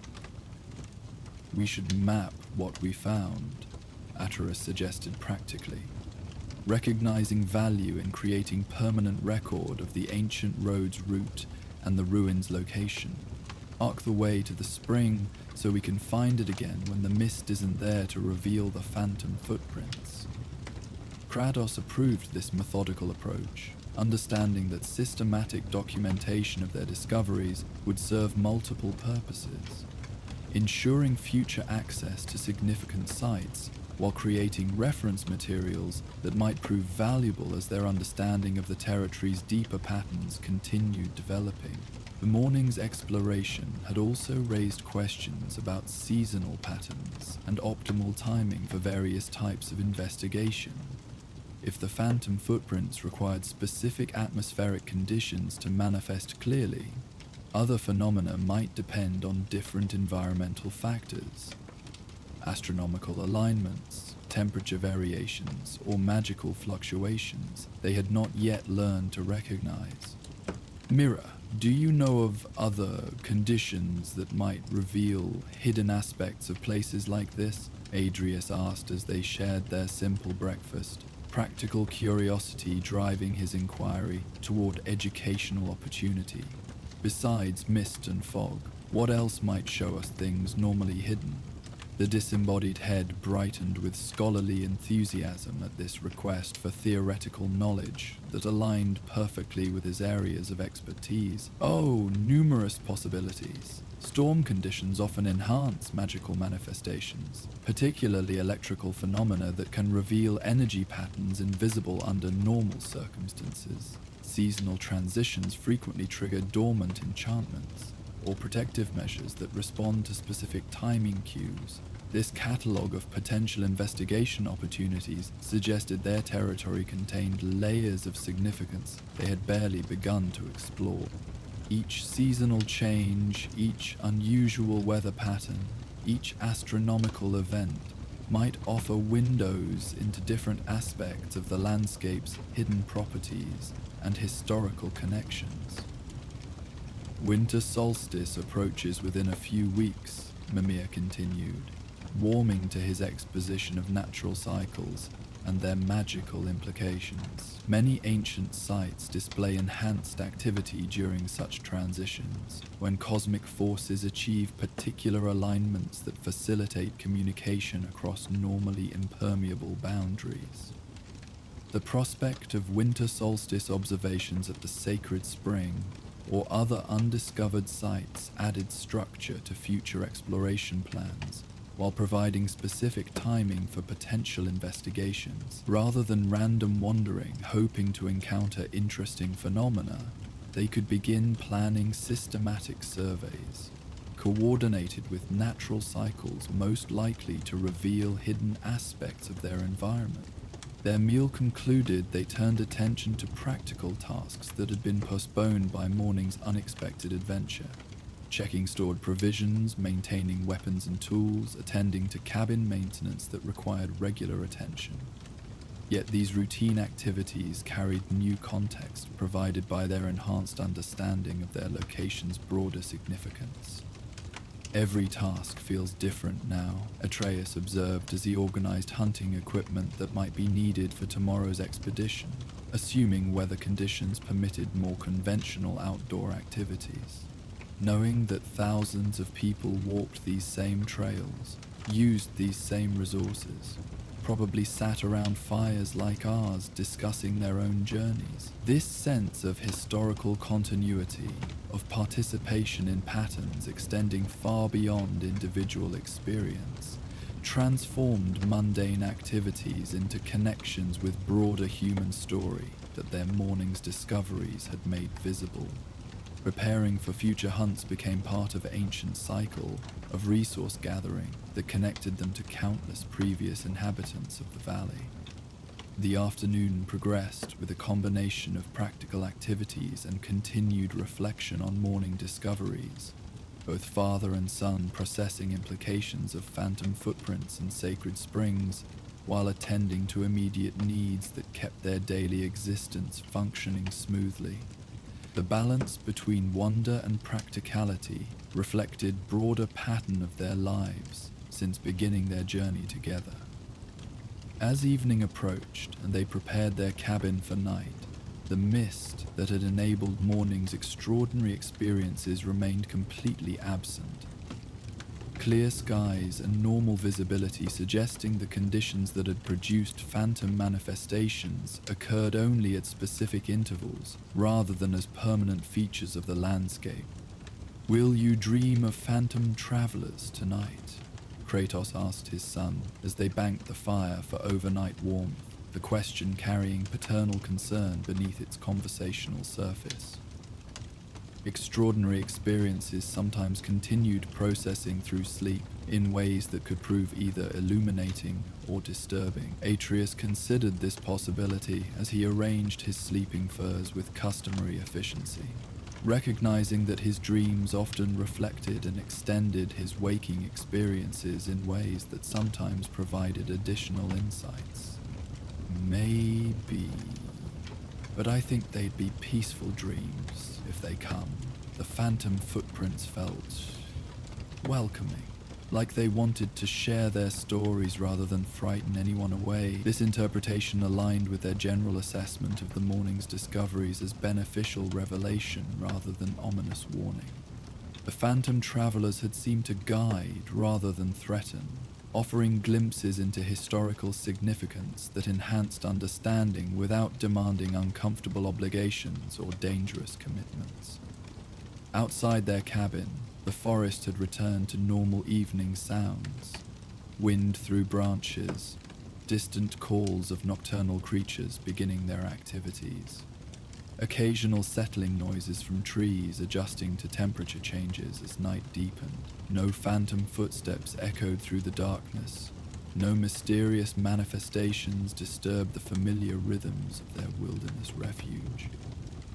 Yet knowledge of the phantom traveler's existence, even when invisible, added depth to their perception of the landscape surrounding their dwelling. Each sound might echo ancient counterparts.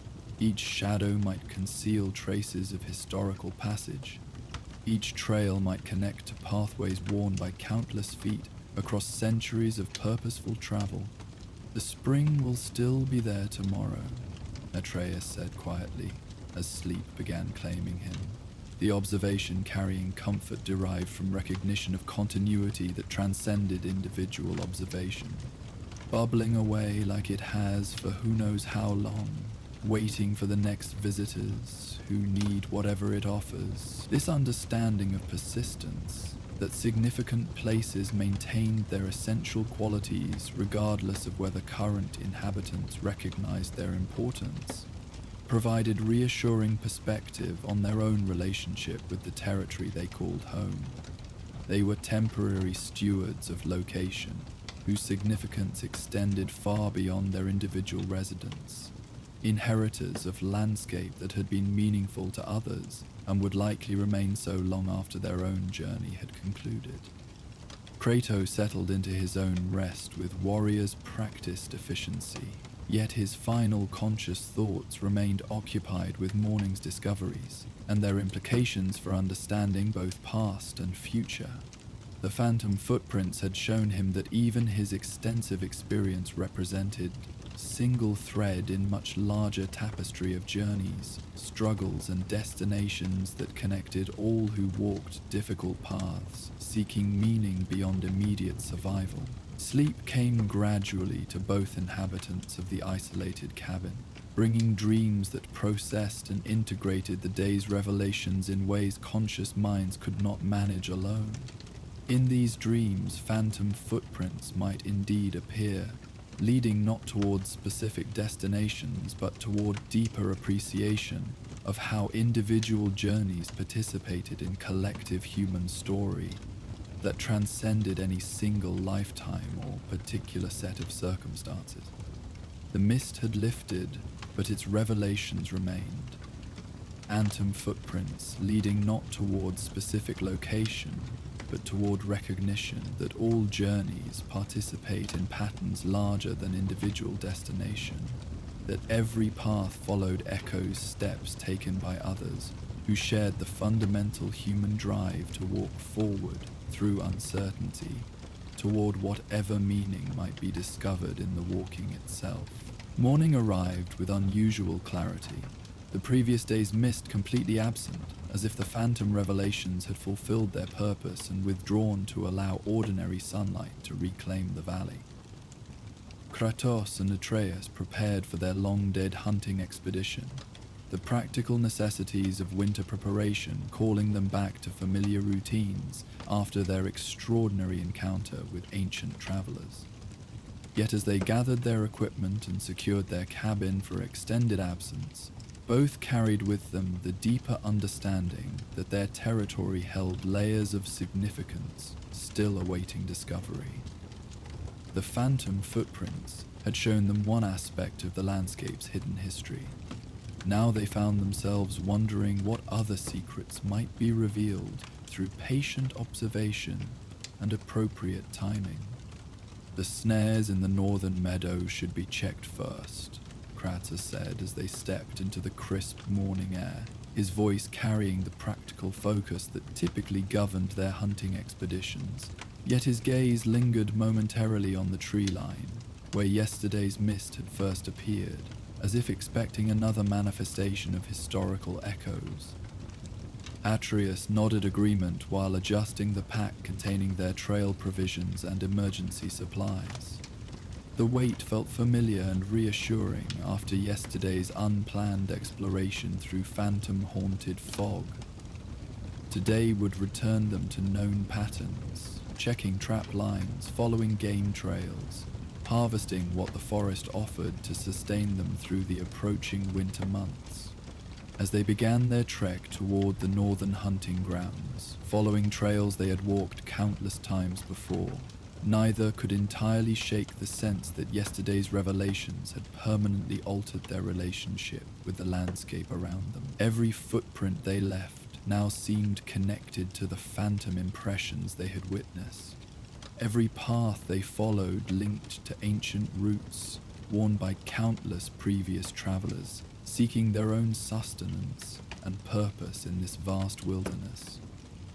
The forest welcomed them with familiar sounds and scents, yet underneath the ordinary sensory experience lay newfound awareness of historical depths that transformed simple hunting expedition into continuation of patterns extending far beyond their individual needs or immediate circumstances.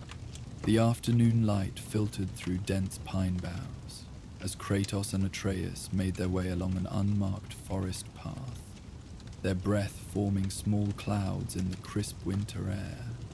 They had been traveling since dawn, following ancient markers that Faye had carved into selected trees, subtle symbols that guided their ongoing journey toward purposes not yet fully revealed.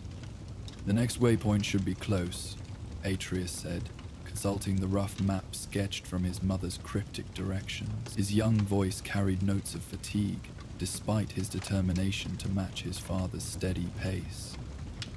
According to the markings, there's supposed to be shelter ahead.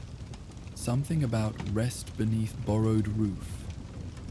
Kratos nodded without breaking stride, though his experienced eye assessed the gathering clouds overhead with tactical concern.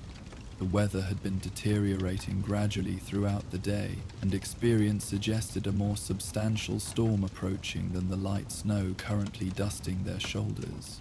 Finding appropriate shelter before conditions worsened would prove prudent regardless of their original timeline. We'll continue until we locate it, he decided, adjusting his pack's weight distribution for sustained travel. The weather suggests urgency would be wise. As if responding to his observation, the snowfall intensified slightly, individual flakes growing larger and more persistent. The forest around them had taken on that peculiar quality preceding significant winter weather, an expectant stillness where even wildlife seemed to pause in anticipation of changing conditions. Mimir, secured at Kratos' belt, offered his characteristic blend of practical observation and scholarly interest. These old forest paths often led to way stations established by traveling merchants or hunters' guilds. Such shelters were commonly warded against both weather and unwanted visitors, though their effectiveness typically depends on maintenance that may have lapsed over decades of abandonment. They pressed forward through increasingly dense woodland, following phase markers as the path wound between massive pine trunks whose ancient bulk suggested centuries of growth, undisturbed by human activity.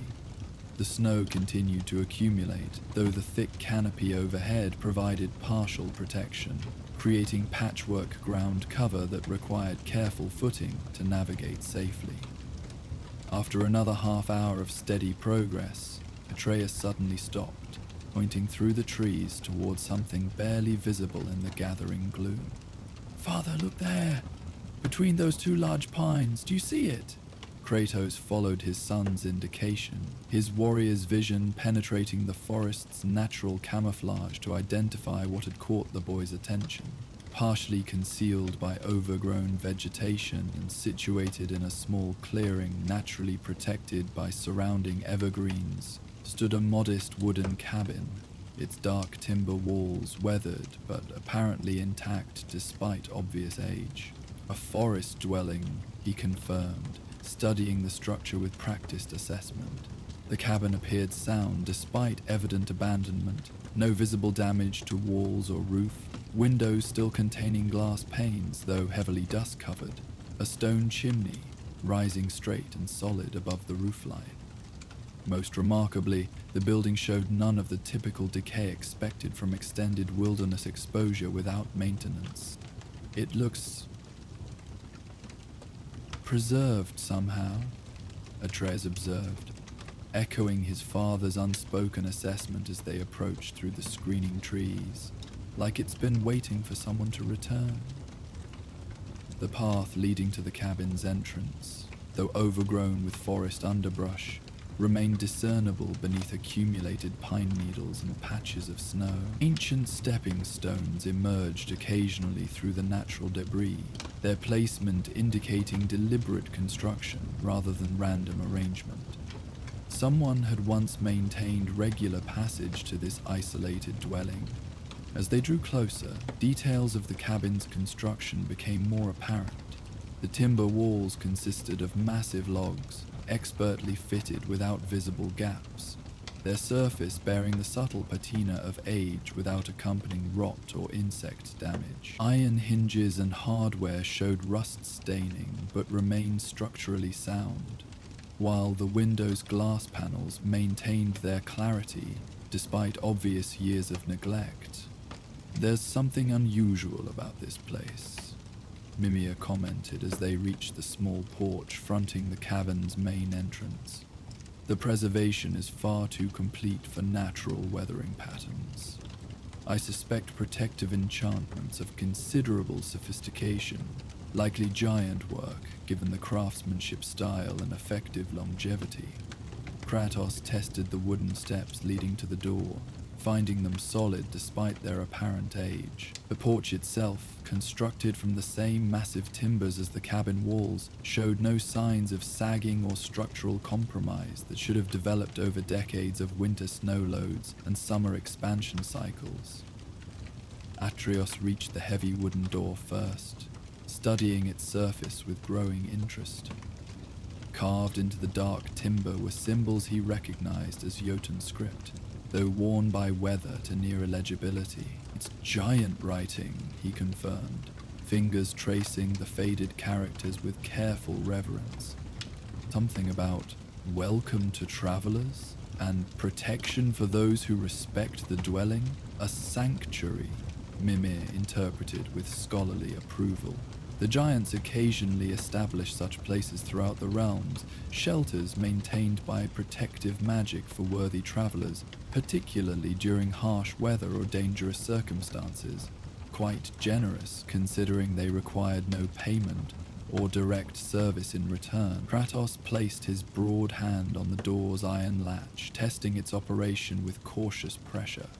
The mechanism moved smoothly despite its obvious age, responding with well-oiled precision that suggested magical maintenance rather than simple mechanical durability. The latch released with barely audible click, allowing the door to swing inward on hinges that moved without the protest of corroded metal. The cabin's interior greeted them with surprising warmth, despite the obvious absence of recent habitation. Afternoon light filtering through dust-covered windows revealed a single large room with timber walls and ceiling, furnished with handcrafted wooden furniture of obvious quality and care.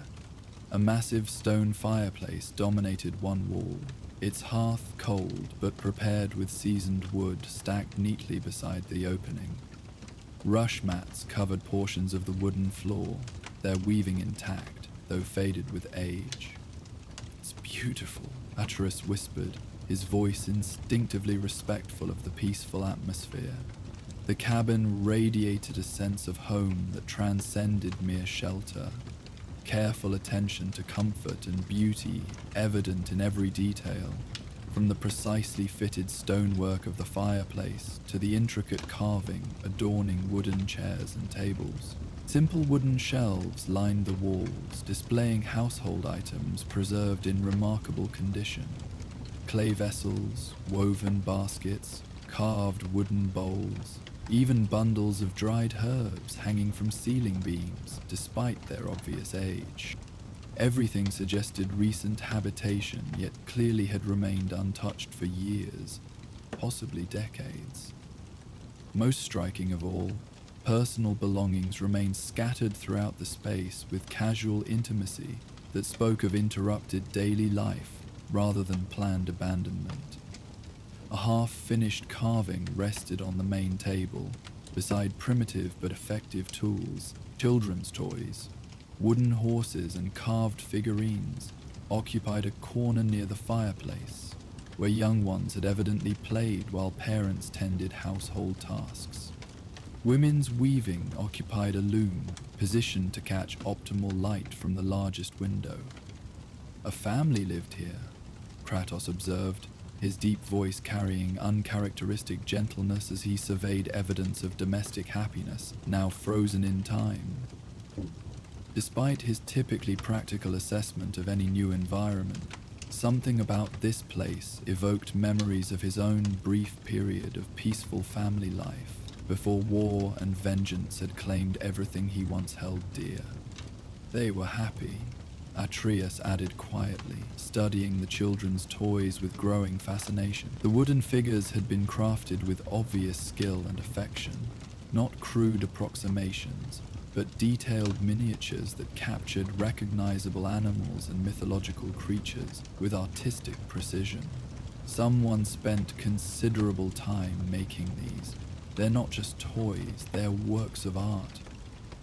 Mimir, from his position at Kratkuzet's belt, contributed his characteristic blend of practical observation and scholarly context.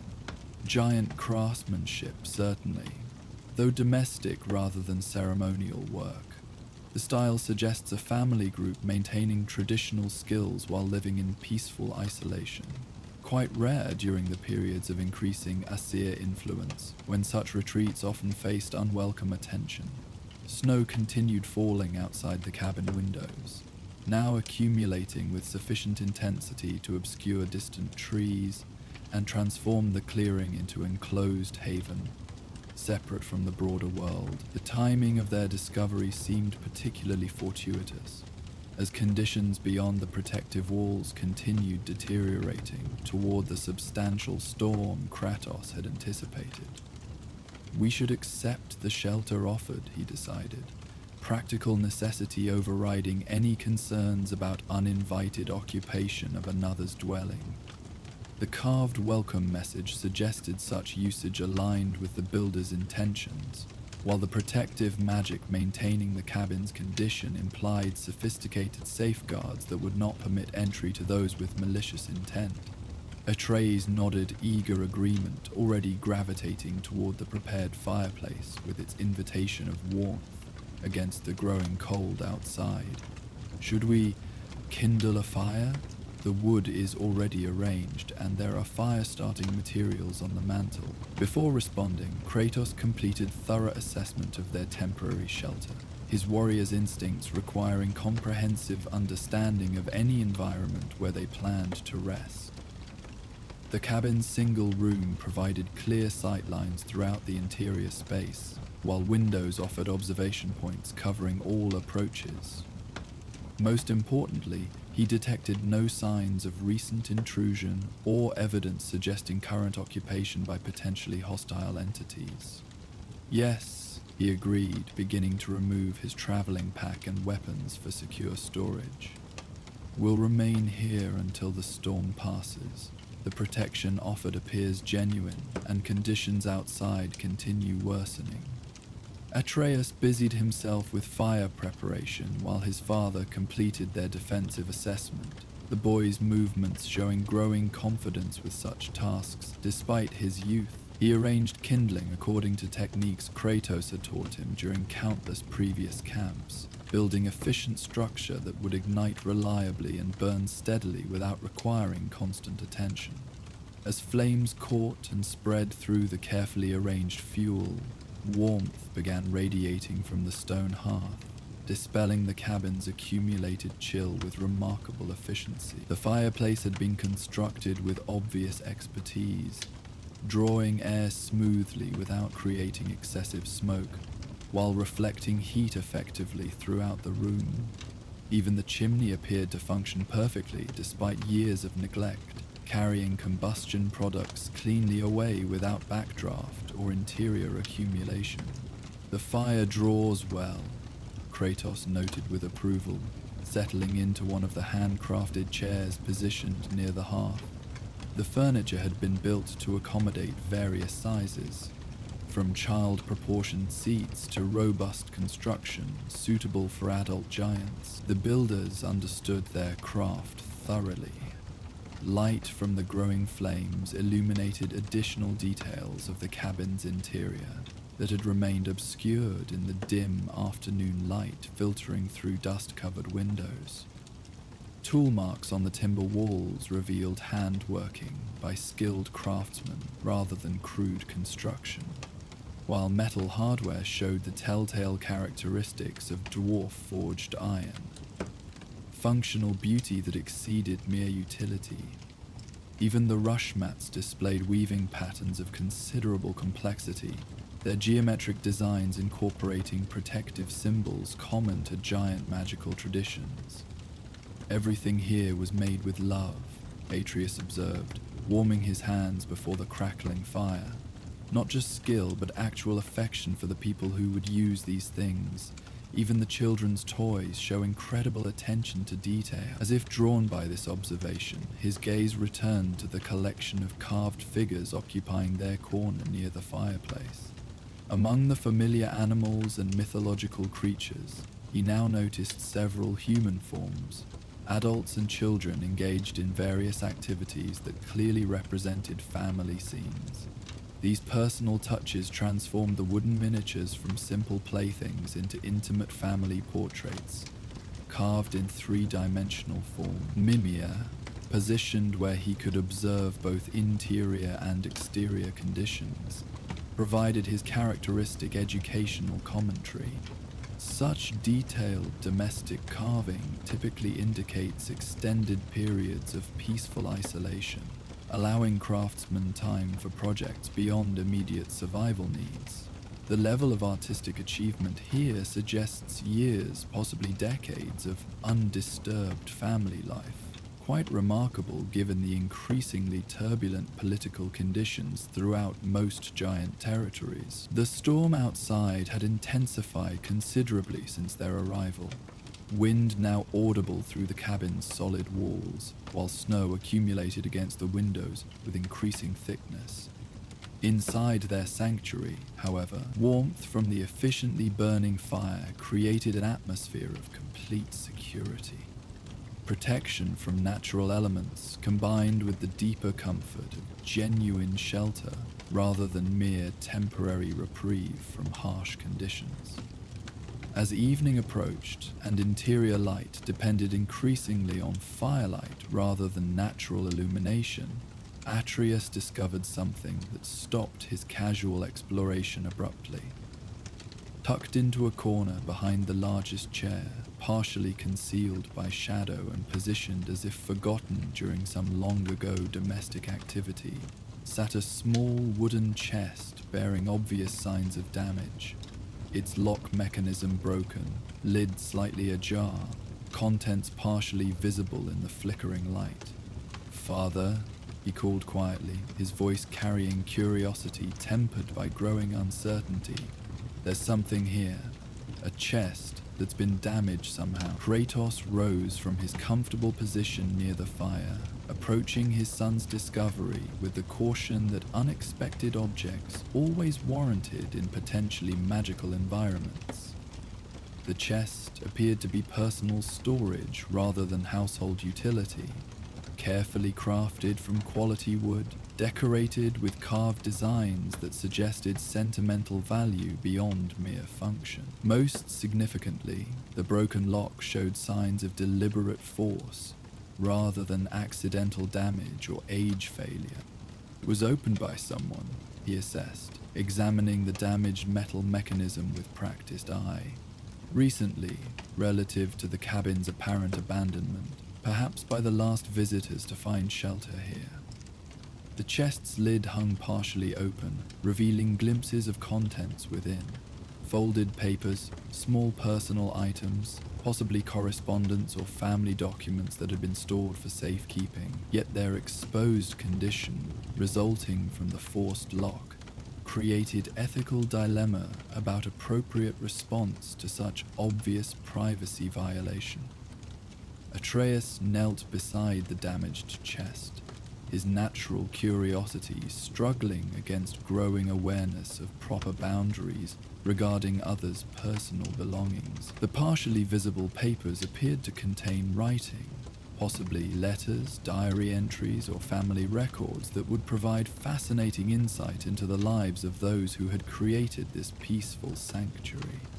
Yet their exposure seemed clearly unintentional, the result of unwelcome intrusion rather than deliberate sharing. "We could read them," he said slowly, internal conflict evident in his hesitant tone. "Learn about the family who lived here, understand their story."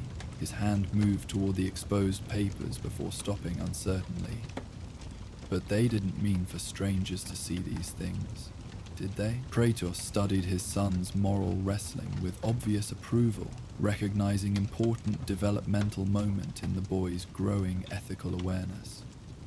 Throughout their journey together, Atreus had demonstrated increasing sensitivity to questions of appropriate behavior, learning to balance natural curiosity against respect for others' privacy and dignity. This particular situation offered clear test of those developing principles under circumstances where violation would be easy to justify and unlikely to be discovered. "The contents belong to those who placed them there," he said simply, his deep voice carrying quiet authority that reinforced rather than imposed proper choice. "Regardless of current accessibility or our own curiosity about their stories." "But someone else already broke the lock," Atreus argued, though without real conviction, testing his reasoning against his father's guidance, rather than genuinely advocating for intrusion. "He wouldn't be the first to violate their privacy. Previous violation does not justify additional offense," Kratos replied, settling back into his chair while maintaining eye contact with his son. "Others' poor choices need not become our own." Mimir contributed his perspective from decades of observing moral choices across multiple realms and cultures. "Atreus represents fundamental dignity, brother, particularly for those who can no longer protect their own secrets. The dead, or missing, deserve our respect precisely because they cannot enforce it themselves." Atreus remained kneeling beside the damaged chest for several long moments, his young face reflecting internal struggle between curiosity and conscience. The partially visible papers seemed to call for attention, promising insights into lives lived peacefully in this isolated sanctuary. Stories that might never be told if not discovered now. Yet something deeper argued for restraint. recognition that some boundaries should not be crossed, regardless of opportunity or justification. Finally, with visible effort, he closed the chest's lid completely, cutting off view of the exposed contents. Though the broken lock prevented secure closure, this symbolic gesture restored the privacy that previous intruders had violated, returning the personal documents to concealment regardless of mechanical security. "You're right," he said quietly, settling back from the chest with expression that combined disappointment with growing satisfaction. "Their stories belong to them, not to us. If they wanted strangers to know these things, they would have displayed them openly rather than storing them privately." Kratos nodded approvingly, recognizing mature reasoning that went beyond simple rule following to embrace underlying principles. Respect for others extends beyond their presence or ability to defend themselves. What we choose when no one can prevent us reveals our true character. This moment of moral choice, quietly resolved in favor of dignity over curiosity, seemed to deepen the peaceful atmosphere within the cabin walls, as if the dwelling itself approved of their restraint. The fire burned more warmly, the wind outside seemed less threatening, and the overall sense of sanctuary grew more profound. They had proven themselves worthy of the protection offered, not through strength or payment, but through respect for those who had created this. As night settled fully outside the cabin windows, interior warmth created perfect environment for the kind of intimate conversation that arose naturally between father and son when daily survival pressures temporarily eased. The crackling fire provided both practical illumination and hypnotic focus that encouraged reflection rather than urgent planning. Rare luxury in their typically challenging existence. "Do you think they were happy?" Atreus asked, studying the domestic evidence surrounding them with new appreciation for the lives that had created such obvious care and attention to beauty. "A family who lived here, I mean. It seems like they must have been." Kratos considered this question while observing details that had emerged more clearly in the steady firelight. The positioning of furniture suggested regular interaction. Chairs arranged for conversation, work areas organized for collaboration, children's spaces integrated with adult activities rather than segregated. Most telling, the artistic elements throughout the cabin exceeded functional necessity, indicating time and energy devoted to beauty for its own sake, rather than mere survival. "They invested in permanence," he observed, his response characteristically practical, yet revealing deeper understanding. The effort required to create all this, the detailed carving, the careful construction, the attention to comfort, suggests confidence in lasting peace. They expected to remain here long enough to enjoy the results of such work. "Like how Mother prepared our cabin," Atreus noted, making connection between this abandoned sanctuary and their own carefully crafted home. She also included things that weren't strictly necessary but made life more beautiful. The carved details on our furniture, the way she arranged our belongings, even the garden she tended, though we could have survived without fresh vegetables. This parallel illuminated Faye's own domestic choices with new clarity. Her preparation of their home had included practical elements: defensive positioning, protective wards, strategic resources for extended survival, but also purely aesthetic considerations that served no survival function. Like the unknown family who had created this forest sanctuary, she had invested in beauty and comfort that assumed extended peaceful occupation. "Your mother understood that survival alone does not constitute life," Kratos reflected, his voice carrying unusual gentleness when speaking of his deceased wife. "She created conditions for happiness, not merely existence." Outside, the storm continued its assault on the forest, wind howling through pine boughs and snow accumulating against the cabin walls with increasing intensity. Yet inside their borrowed sanctuary, such concerns seemed distant and manageable, temporary inconvenience rather than genuine threat. The protective magic maintaining the cabin's integrity held firmly against all natural forces, creating an island of perfect security within the wider chaos. "I wish we could thank them," Atreus said eventually, gesturing toward the evidence of generous hospitality that surrounded them. "The family who built this place, I mean. For sharing their shelter with strangers, even though they're not here to welcome us personally." This sentiment reflected growing maturity in the boy's understanding of obligation and gratitude, recognizing benefits received even when no direct acknowledgement was possible. Throughout their journey, they had been recipients of various forms of assistance, some obviously intentional, while others seemed to arise from fortunate circumstance. Learning to appreciate such gifts, regardless of their source, represented important development in his expanding awareness of interconnection with others.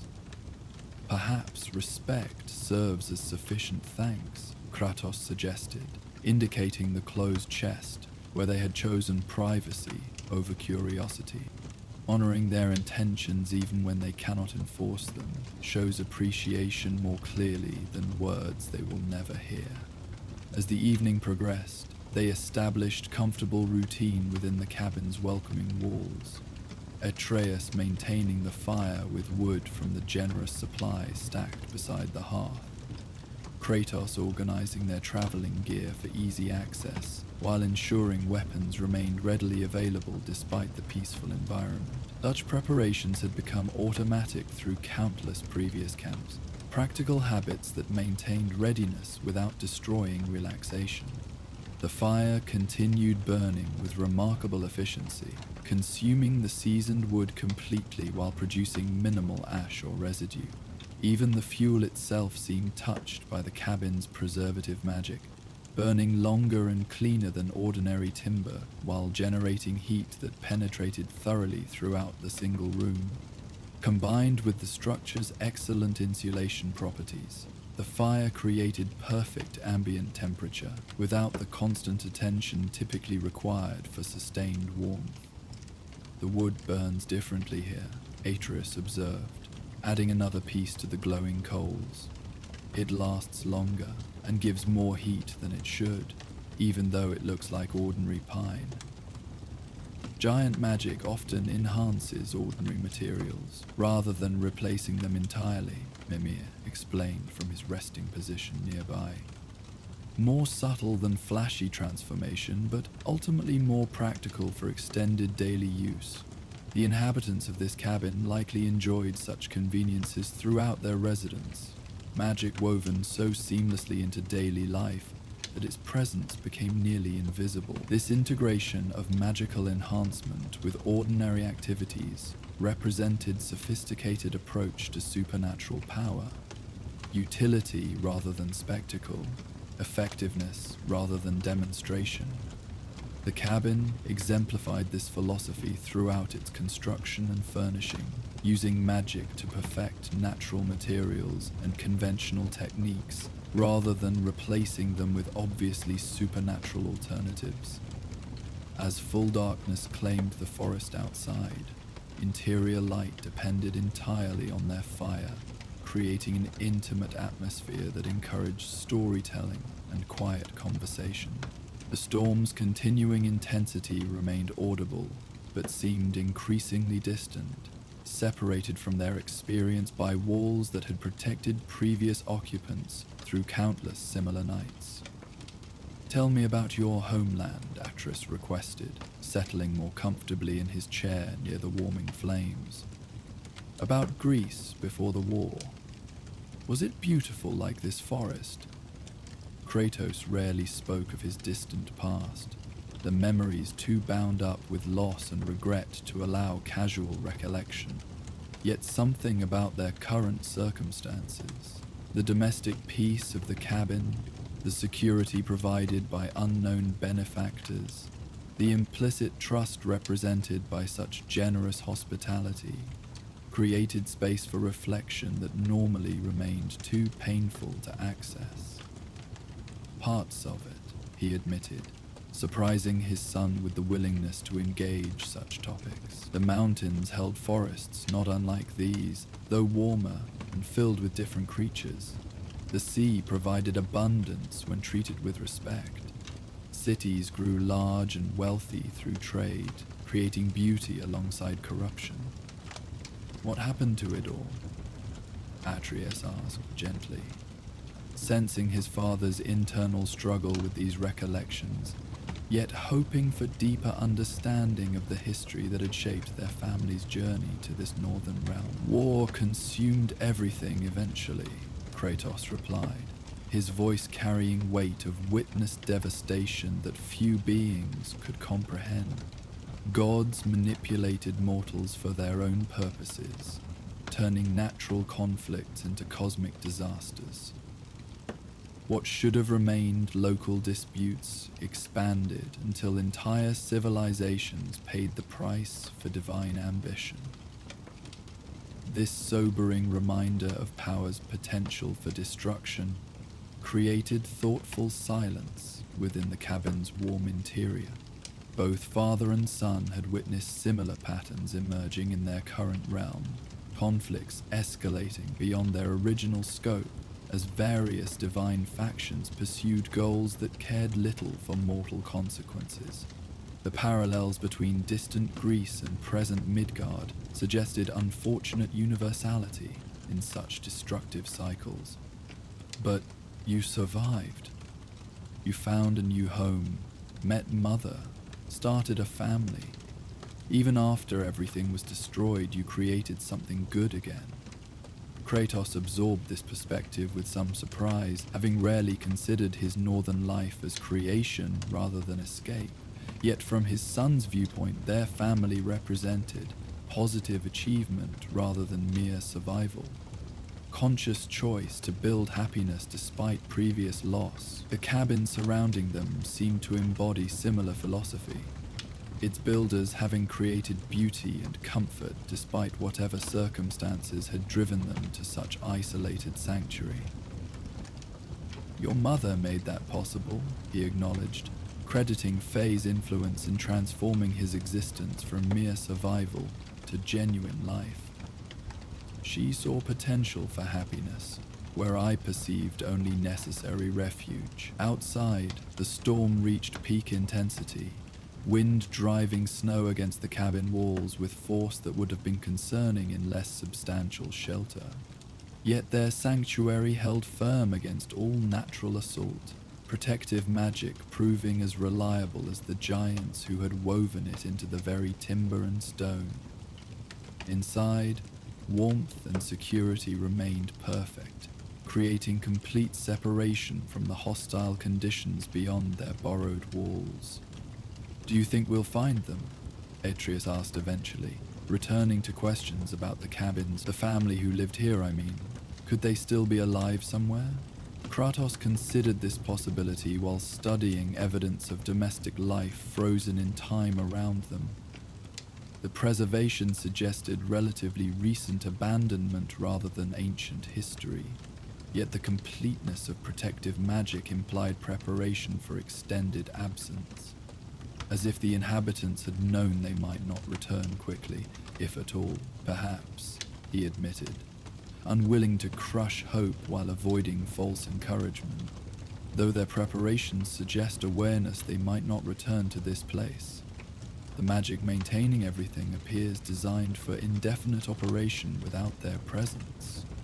Like a gift to future travelers, Atreus interpreted, finding positive meaning in apparent tragedy.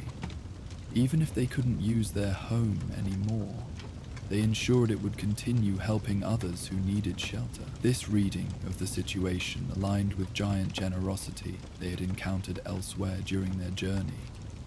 Assistance offered without expectation of return. Resources shared freely with worthy recipients regardless of personal relationship. Such philosophy required confidence in cosmic justice that extended beyond immediate transaction. faith that good actions would generate appropriate response even when specific beneficiaries remained unknown. The fire settled into steady burning rhythm that required minimal attention, its light now familiar enough to reveal every detail of their temporary home.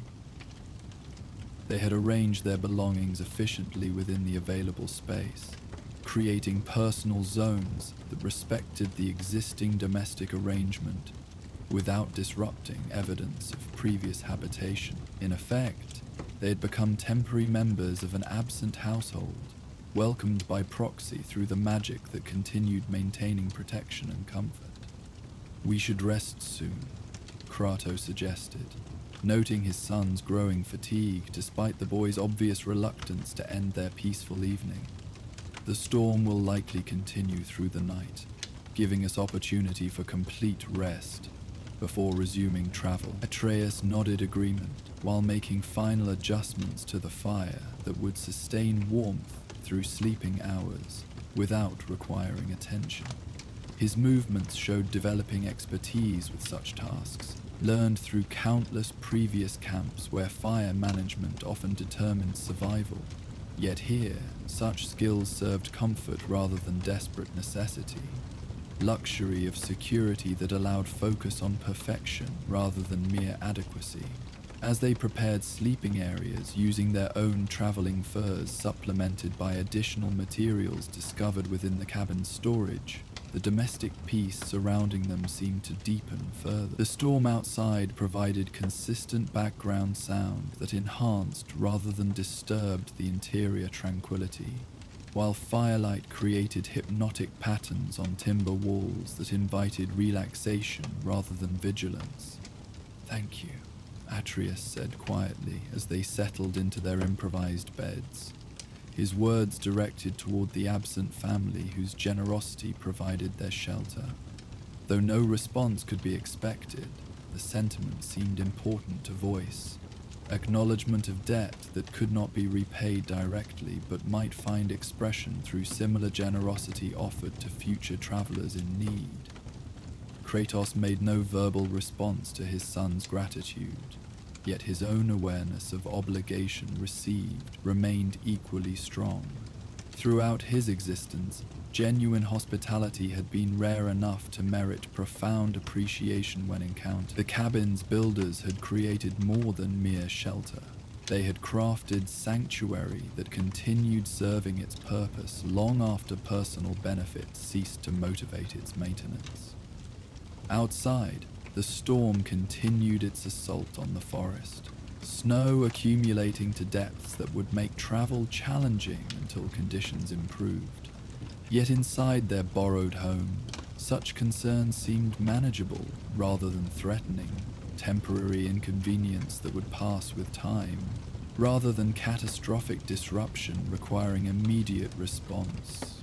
The giant's protective magic held firm against all natural forces, creating perfect refuge that allowed complete rest despite hostile environment beyond the walls. As sleep gradually claimed father and son within the warm security of their forest sanctuary, the cabin maintained its silent vigil against wind and snow, continuing protection that had been woven into its very essence by builders whose generosity transcended their own mortality. Even in absence, their gift continued serving travelers who honored the trust implicit in such open-handed sharing. The fire settled into glowing coals that would burn through the night, sustained by magic that ensured comfort without requiring attention. Outside, snow continued falling steadily, transforming the forest into wonderland of pristine beauty that would await their appreciation when dawn finally arrived. For now, rest came easily within walls that had sheltered happiness before, and would continue offering sanctuary to worthy travelers long after their current occupants resumed their greater journey.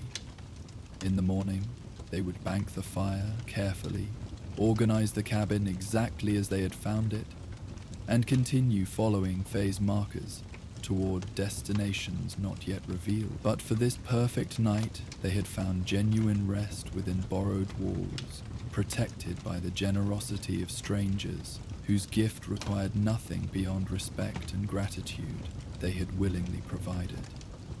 Dawn arrived with unusual gentleness, filtered sunlight penetrating the cabin's frost-covered windows to create patterns of light and shadow across the wooden floor, where father and son had slept peacefully through the storm's duration. The wind had finally ceased during the early morning hours, leaving behind profound stillness that suggested nature's own exhaustion following the night's fierce display. Atreus stirred first, awakened not by urgency or discomfort, but by the subtle change in atmosphere that indicated weather's transformation from hostile to welcoming. The fire had burned down to glowing embers that still provided gentle warmth, testament to both the quality of seasoned wood and magical enhancement that sustained combustion far longer than ordinary fuel might manage. The storm has passed, he observed quietly, not wanting to disturb his father's rest but unable to contain his wonder at the transformed world visible through the windows. Snow had accumulated to impressive depths outside, creating landscape of pristine beauty that bore no resemblance to the hostile environment they had fled the previous evening. Kratos emerged from sleep with characteristic alertness, years of dangerous living having trained him to achieve full awareness within moments of waking, regardless of circumstances. His first action was systematic assessment of their surroundings, confirming continued security and noting any changes that might indicate developing situations requiring attention. Clear skies, he confirmed, studying the bright morning light that filled their shelter with unusual brilliance reflected from snow-covered clearing. We can depart once proper preparations are completed, though the snow depth may require modified route selection. The cabin appeared even more remarkable in morning light than it had seemed during their evening arrival. Details previously obscured by shadow and firelight now revealed themselves with startling clarity.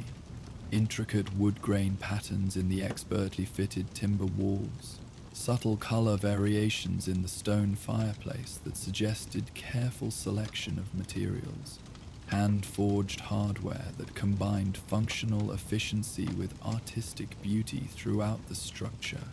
Most striking of all, morning illumination revealed additional evidence of the family who had created this sanctuary. Children's artwork decorated one wall near the play area.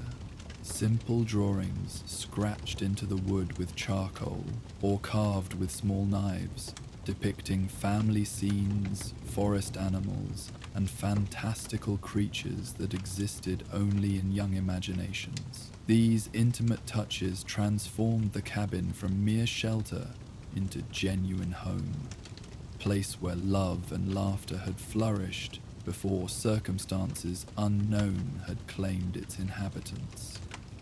They were artists, Atreus noted, studying the children's drawings with growing appreciation for their innocent creativity. Believe them, not just the adults. Even the youngest family members were encouraged to contribute beauty to their shared space. Among the childish artwork, more sophisticated pieces became apparent.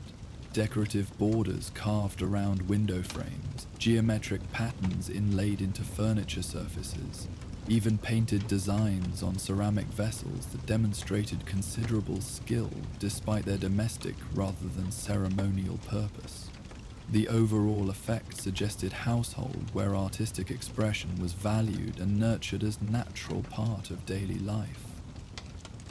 They lived completely, Kratos observed, his deep voice carrying unusual warmth as he recognized parallels to his own brief period of domestic happiness.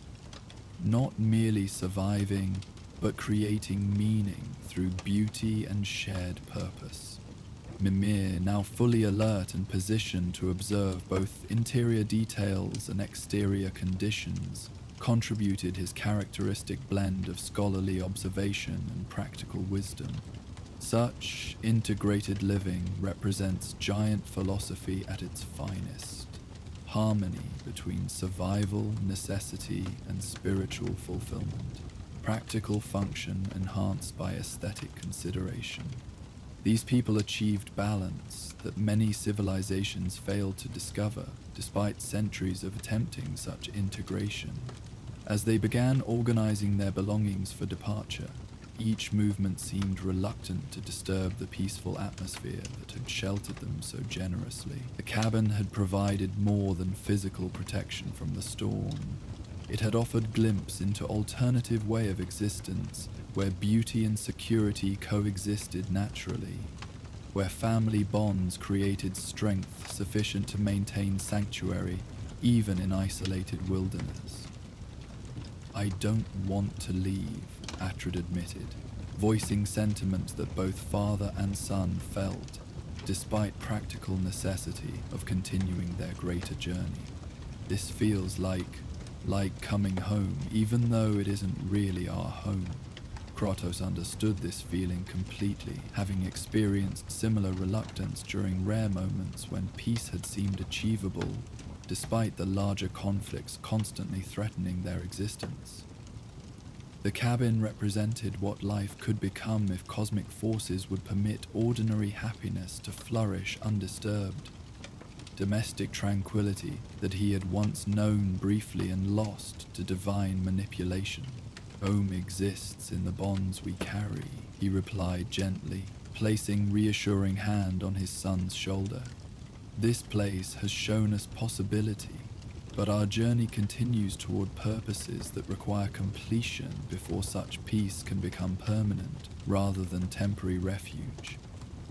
Yet even as they prepared to depart, both father and son moved slowly, reluctant to sever connection with sanctuary that had welcomed them so completely. Each task, banking the fire properly, ensuring furniture returned to original positions, organizing their traveling gear for efficient transport, was performed with unusual attention to detail, as if extending their residency through careful completion of appropriate departure rituals. "We should leave something," Atreus suggested suddenly, struck by inspiration that seemed perfectly appropriate to their circumstances. Not payment, this was freely given, but acknowledgement, something to show our gratitude and respect for what we received here. Kratos considered this proposal with growing approval, recognizing proper impulse toward reciprocity, despite inability to repay hospitality directly to those who had provided it. Throughout various cultures and realms, appropriate acknowledgement of generous hosting typically included some gesture of appreciation, even when hosts were absent or circumstances prevented direct interaction. What would be suitable, he asked, trusting his son's instincts regarding appropriate form for such expression. Adrias had demonstrated increasingly sophisticated understanding of social obligations and cultural expectations, skills that would serve him well as their journey continued into territories where diplomatic sensitivity might prove as important as combat capability. The boy studied the cabin interior thoughtfully, seeking inspiration from evidence of family life that surrounded them. His gaze lingered on the children's artwork, the carefully maintained household items, the general atmosphere of love and attention that had shaped every detail of their former home. Finally, his expression brightened with a merging idea that seemed perfectly aligned with the spirit of generosity they had experienced. Something for the children, he decided, moving toward his traveling pack with renewed purpose. But have carving materials. Maybe I could add to their artwork collection, something that shows other travelers have appreciated their family's gift and wanted to contribute to the beauty they created here. This proposal struck both Kratos and Mimir as entirely appropriate response to the hospitality they had received, rather than attempting payment or compensation, which might seem presumptuous given the freely offered nature of the shelter. Contributing to the existing artistic legacy would honor the family's values while leaving permanent reminder of grateful visitors who had respected their generous intentions. While Atreus worked with knife and seasoned wood fragment to create suitable contribution to the children's art collection, Kratos completed final preparations for their departure.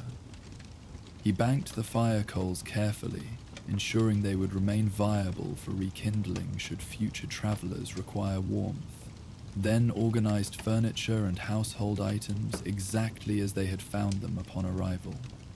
Most importantly, he confirmed that the damaged chest remained closed, its broken lock concealing private documents that would continue protecting family secrets from casual intrusion. Their choice to respect privacy rather than satisfy curiosity had proven correct, contributing to overall sense of appropriate behavior that seemed to please whatever protective spirits maintained the cabin's sanctuary status. There, Atreus announced, completing his carving project with obvious satisfaction. The wooden figure he had created depicted a young wolf, clearly referencing his own nature, while avoiding specific identification, positioned in posture of respectful greeting rather than threat or dominance. The craftsmanship, while not matching the sophisticated skill evident in other family artwork, demonstrated genuine effort and artistic intention rather than casual gesture.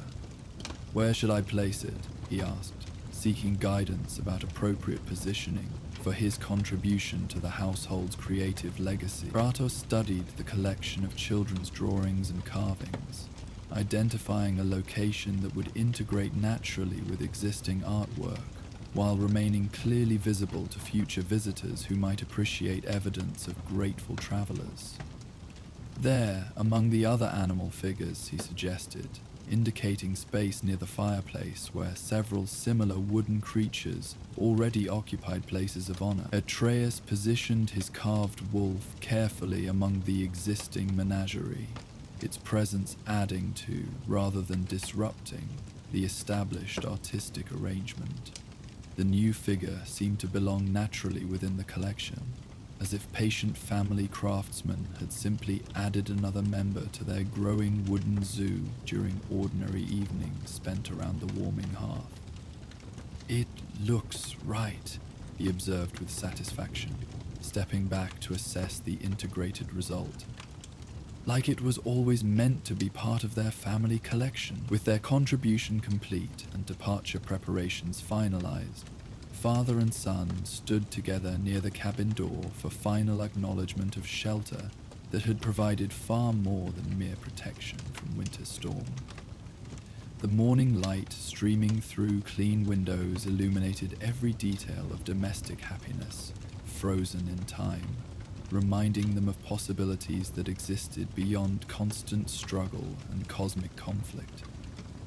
"Thank you," Kratos said quietly, his words directed toward absent family whose generosity had created this lasting sanctuary. Though no response could be expected, the sentiment required expression. Recognition of debt that extended beyond material assistance to include restoration of faith in basic goodness that persisted despite world's darker realities. They stepped outside into morning air so crisp it seemed to crystallize with each breath, snow crunching beneath their boots as they began navigating through accumulated drifts toward the forest path that would resume their greater journey. Behind them, the cabin stood serene and welcoming, ready to provide similar sanctuary to future travelers who might require its protection and comfort. The protective magic maintaining its preservation continued operating with perfect efficiency, ensuring that walls would remain sound, windows clear, and interior warm for whoever might next discover this hidden refuge during times of need. The family's gift transcended their own mortality, becoming permanent addition to world's limited supply of genuine sanctuary available to worthy travelers. As they reached the tree line and turned for final look at their borrowed home, both father and son carried renewed understanding of what peace might eventually become once their current obligations. The cabin had provided more than temporary shelter, It had offered vision of domestic happiness that remained achievable despite cosmic forces that seemed determined to prevent ordinary mortals from achieving lasting tranquility. "We'll remember this place," Atreus declared with quiet certainty, his words carrying promise that extended beyond mere nostalgic recollection to encompass deeper commitment toward creating similar sanctuary once circumstances permitted such investment in permanent happiness.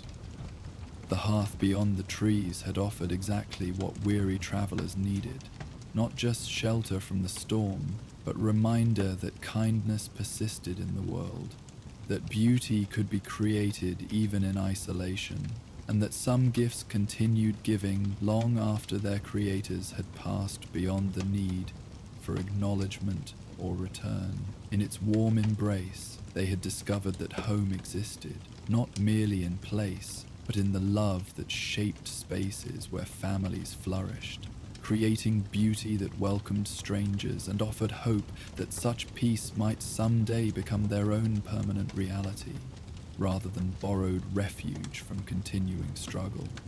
The warmth of the forest cabin lingered in their memories as Kratos and Atreides made their way through the snow-laden woodland, following the ancient path that would lead them deeper into territories marked by Fae's cryptic guidance. Behind them, the sanctuary continued its patient vigil, ready to welcome future travelers with the same generous spirit that had sheltered them through the storm. The morning air carried a clarity that seemed to amplify every sound. The soft crunch of snow beneath their boots, the distant call of ravens, the gentle whisper of wind through pine boughs heavy with accumulated frost. It was the kind of pristine winter day that made travel feel less like necessity and more like pilgrimage, each step taking them further from the domestic peace they had briefly known toward whatever revelation awaited along their continuing journey. "The next marker should be ahead," Atreus observed, consulting the rough directions sketched from his mother's enigmatic instructions. "Something about where earth meets sky in song. I'm not entirely sure what that means, but the marking suggests we're heading toward higher ground." Kratos nodded, his experienced eye already noting subtle changes in the terrain as their path began ascending through increasingly rocky landscape. The dense forest gradually gave way to more open terrain, where massive stone formations emerged between scattered trees, their surfaces bearing the weathered patterns of countless seasons spent exposed to wind and storm. "Mountain country ahead," he confirmed, observing distant peaks that rose beyond the immediate hills. "The footing will become more challenging, but the views will expand considerably once we gain elevation." As they climbed steadily upward, leaving the protective embrace of the deep forest behind, both father and son found themselves glancing back occasionally toward the valley where their borrowed sanctuary waited in patient concealment. The cabin had provided more than mere shelter. It had offered a glimpse of what life might become once their greater purpose reached completion, domestic tranquility that seemed achievable despite cosmic forces arrayed against ordinary happiness. Yet ahead lay new discoveries, fresh challenges, and perhaps revelations that would illuminate the next phase of their journey toward understanding Fae's ultimate intentions. The path wound upward through increasingly dramatic landscape, leading them toward heights where earth and sky converged in ways that suggested both literal elevation and metaphorical transcendence. The trail ahead promised encounters with forces and perspectives that would expand their understanding even further, drawing them ever closer to whatever cosmic convergence awaited at their journey's end. Behind them, the hearth beyond the trees continued burning in memory, its warmth carried forward as they ascended toward whatever sky-touched revelations lay waiting on the heights above. The afternoon sun cast long shadows through the pine forest, as Kratos and Atreus made their way along a winding trail that climbed steadily toward higher ground. Their destination lay beyond the tree line, a prominent bluff that locals had whispered about in the trading post they'd visited earlier that week, though none seemed willing to speak of it directly when pressed for details. The old woman said it was where the Sky Singer used to perform, Atreus said, adjusting his bow across his shoulders as they navigated around a fallen log. She claimed you could still hear echoes of the stories if you listened on clear nights when the stars were brightest. Kratos grunted non-committally, his focus divided between the path ahead and potential hazards that might lurk in these less traveled woods. Though he had learned to appreciate his son's fascination with old tales and legends, experience had taught him to approach such claims with considerable skepticism. Too often, stories of ancient wonders concealed more immediate dangers, or proved to be nothing more than wishful thinking given substance through repeated telling. What manner of stories? He asked, more to encourage his son's enthusiasm than from genuine curiosity about mythical performers, whose existence remained questionable at best. Atreus's eyes brightened with the particular intensity he reserved for subjects that captured his imagination completely. Stories written in starlight, according to the legend. The Sky Singer would come to this high place each clear night, singing tales so beautiful that the stars themselves would shift to illustrate her words, forming pictures in the sky that matched whatever story she was telling. And this Sky Singer, Kratos continued, stepping carefully over a series of slick rocks where a small stream crossed their path. Was she mortal or divine? The distinction often proves significant in such tales. The woman wasn't certain, Atreus admitted, his tone suggesting this uncertainty bothered him more than he wanted to acknowledge. Some versions say she was a mortal bard blessed with divine voice. Others claim she was one of the Vanir who chose to live among humans. A few even suggest she might have been Jotun, using giant magic to manipulate celestial patterns. Mimir, secured at Kratos' belt, had been listening to this conversation with evident interest. Ah, the Sky Singer of the Northern Reaches, he interjected with scholarly enthusiasm. I've heard various versions of that tale across the centuries.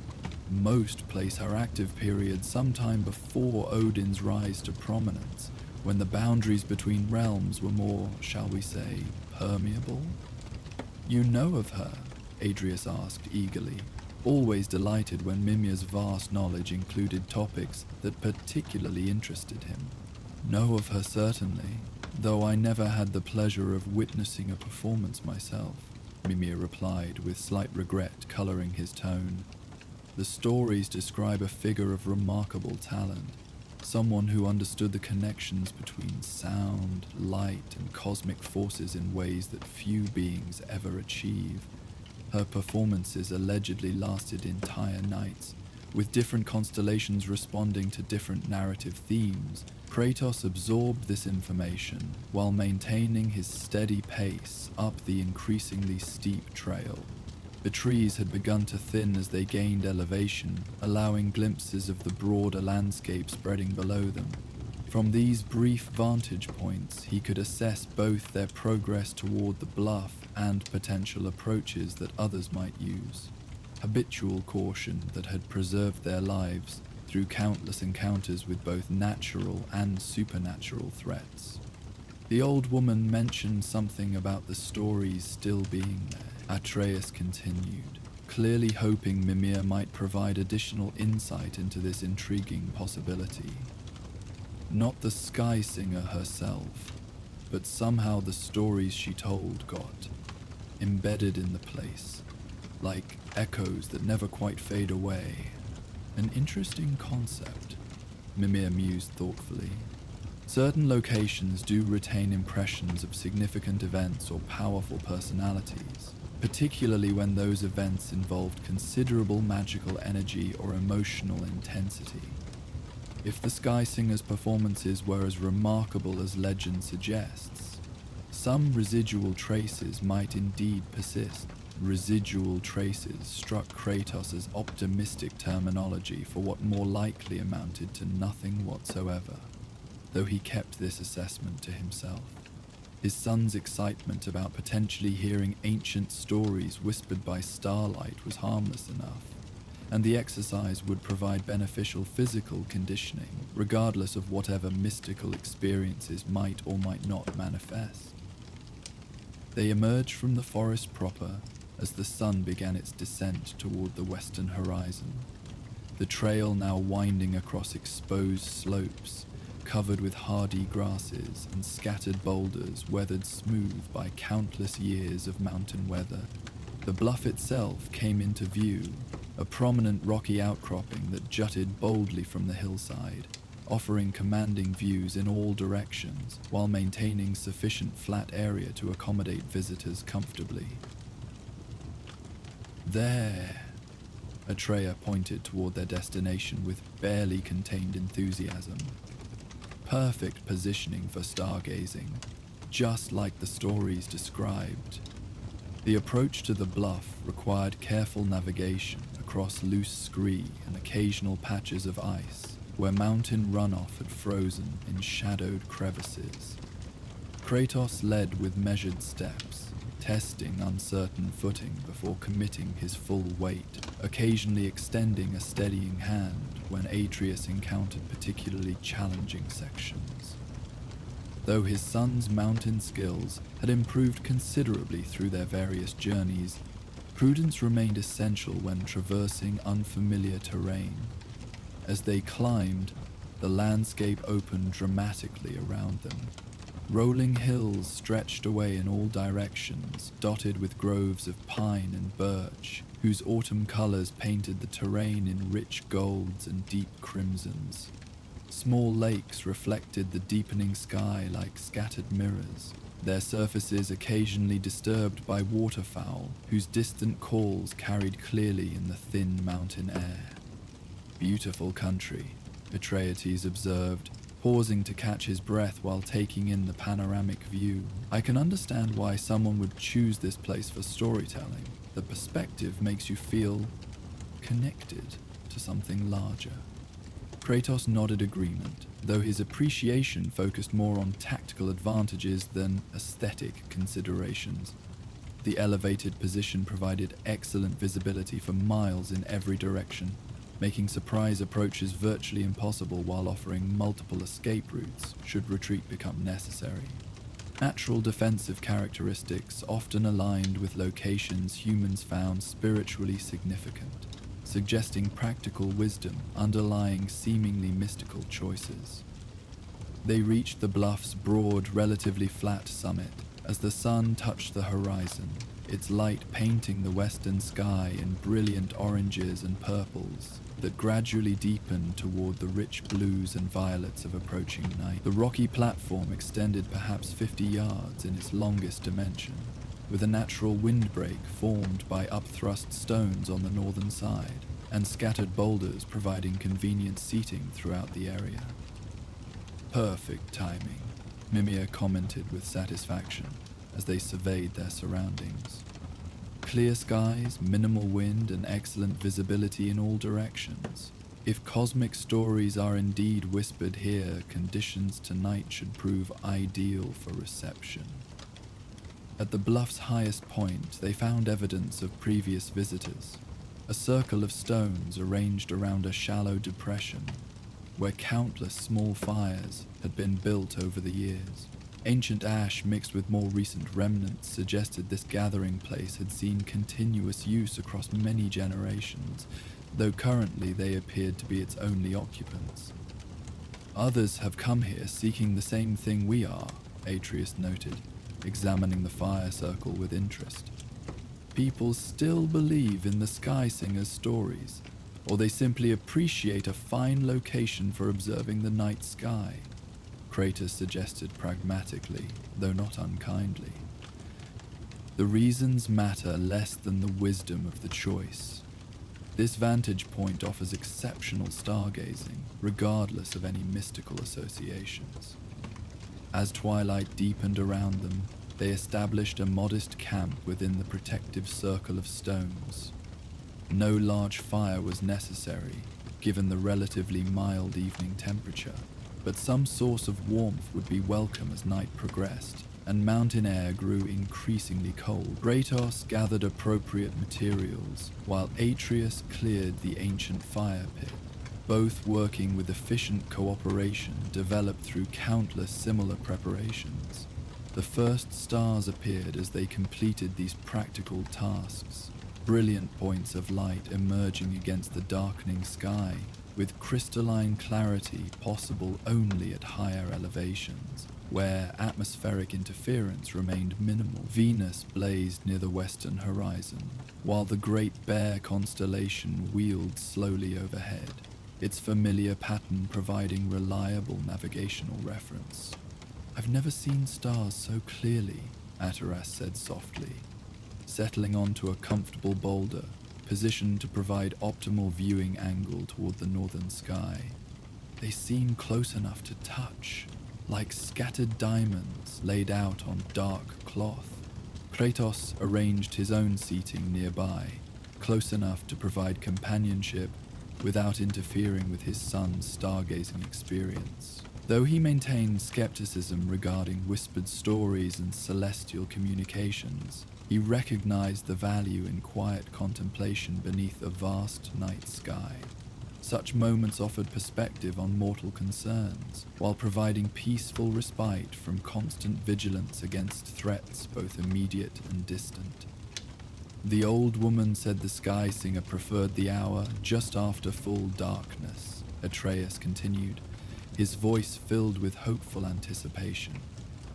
"When the brightest stars had emerged, but before the faintest ones became visible, something about optimal balance between light and shadow for weaving stories into starlight." Mimir, positioned where he could observe both sky and surroundings, added his own perspective.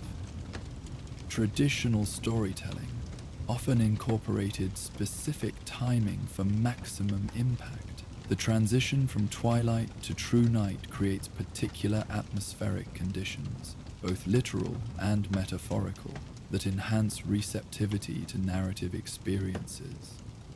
The wind picked up as night settled fully across the landscape, sighing softly through the scattered boulders and carrying scents of pine, mountain herbs, and distant snow from higher peaks. This gentle breeze created subtle harmonics as it moved past rock formations of varying sizes and shapes, generating sounds that resembled distant music or half-heard conversations, natural phenomena that imagination might easily interpret as something more deliberate. Atreus listened intently to these wind songs, his head tilted slightly, as if trying to catch words or melodies that remained just beyond clear comprehension. His expression showed focused concentration rather than casual observation, genuinely seeking whatever traces of ancient stories might linger in this place. "Do you hear anything yet?" Kratos asked quietly, keeping his voice low to avoid interfering with his son's careful listening. "The wind makes interesting sounds here," Atreus replied thoughtfully. "Almost like someone humming a tune I should recognize but can't quite remember. And there are patterns, not random noise but something more structured, like music played very softly in the distance." Kratos extended his own hearing, focusing on the various sounds carried by the mountain breeze. He detected the obvious elements: wind through stone, distant calls of night birds, the subtle creaking of trees in the valley below. Yet when he listened with deeper attention, certain acoustic properties did seem to suggest more complex organization than simple randomness might produce. "The bluff shape creates natural amplification," he observed, offering practical explanation for these phenomena. "Sound waves reflect and combine in ways that might produce patterns resembling intentional composition." "Maybe," Atreus agreed, though his tone suggested he hoped for explanations beyond purely physical causes. but listen to how it changes when the wind shifts direction. Different passages seem to emerge, like chapters in a book or movements in a long symphony. They sat in comfortable silence for a time, each absorbed in private contemplation while sharing the peaceful experience of night sky observation. The stars continued their ancient wheel overhead, constellations slowly rotating as Earth turned beneath the celestial sphere. Occasional meteors streaked briefly across the darkness, their sudden brilliance drawing appreciative comments before burning out in the upper atmosphere.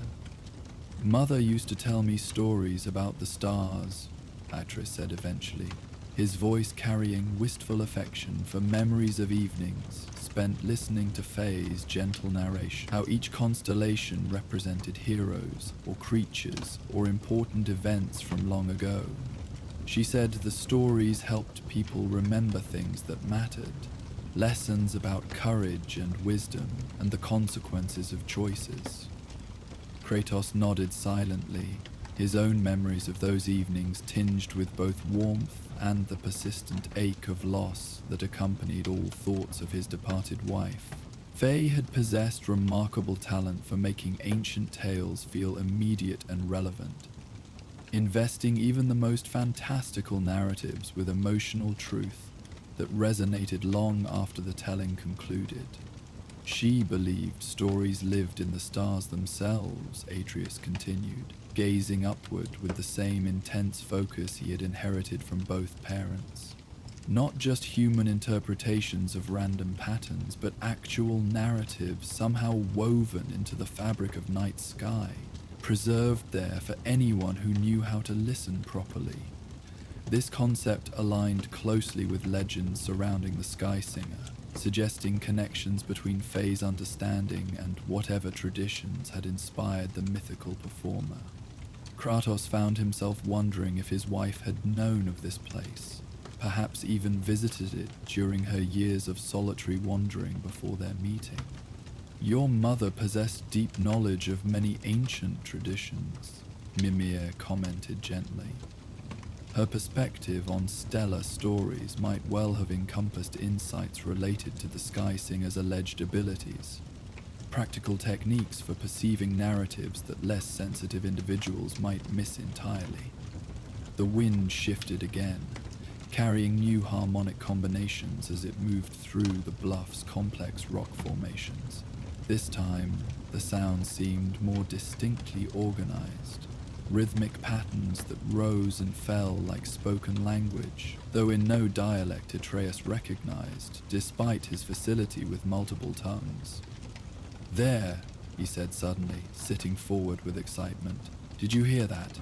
Like someone speaking very softly, just at the edge of hearing." Kratos listened more carefully, focusing on the specific acoustic phenomena his son had detected.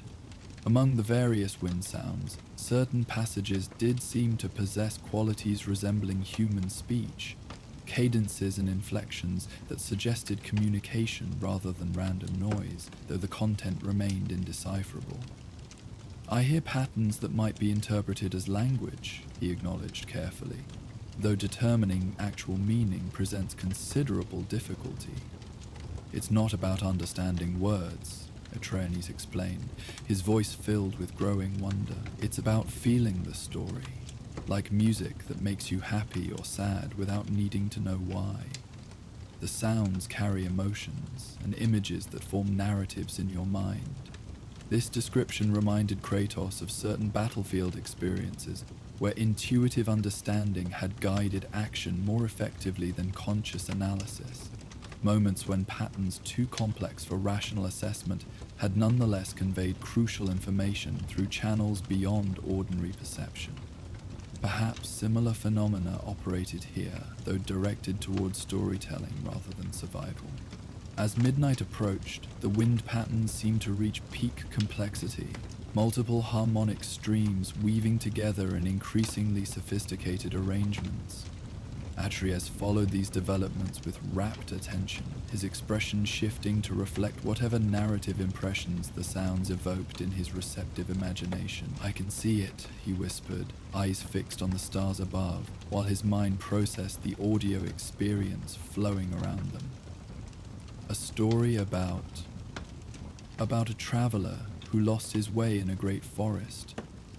He wandered for days, growing more desperate as his supplies ran low, and darkness seemed to deepen around him. Kratos watched his son with mixture of skepticism and curiosity, uncertain whether this narrative emerged from genuine external sources or simply from Atreus' natural storytelling ability, stimulated by atmospheric conditions.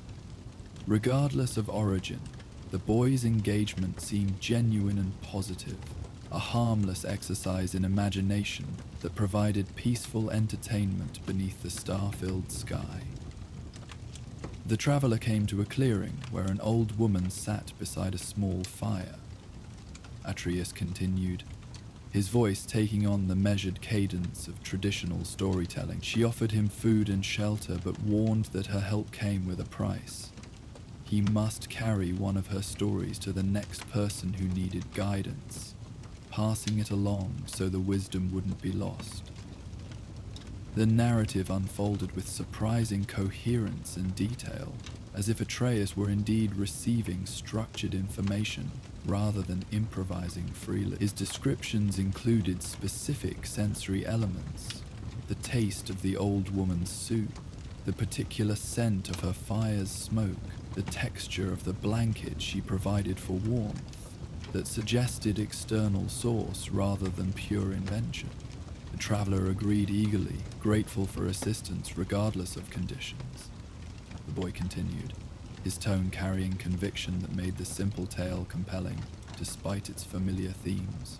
But when morning came and the old woman gave him the story he must carry, he discovered it wasn't the grand adventure or profound wisdom he had expected.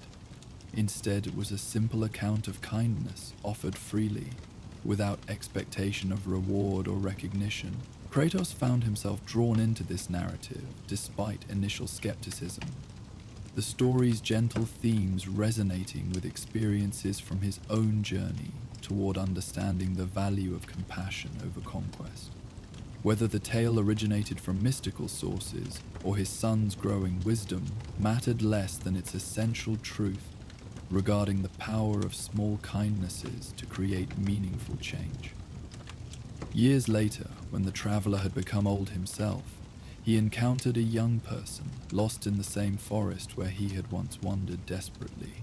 Atreus continued, the wind sound seeming to support and amplify his voice rather than competing with it. He offered the same assistance he had once received, sharing both practical help and the story he had carried faithfully all those years. The narrative concluded with gentle inevitability, the cycle of kindness continuing as each recipient became a giver in turn, the old woman's simple story proving more valuable than any treasure or secret knowledge the original traveler might have imagined. As Atreus finished speaking, the wind patterns shifted again, becoming less structured and more typically random, as if the storytelling session had reached its natural conclusion. That was beautiful, Kratos said quietly, genuine appreciation evident in his gruff voice.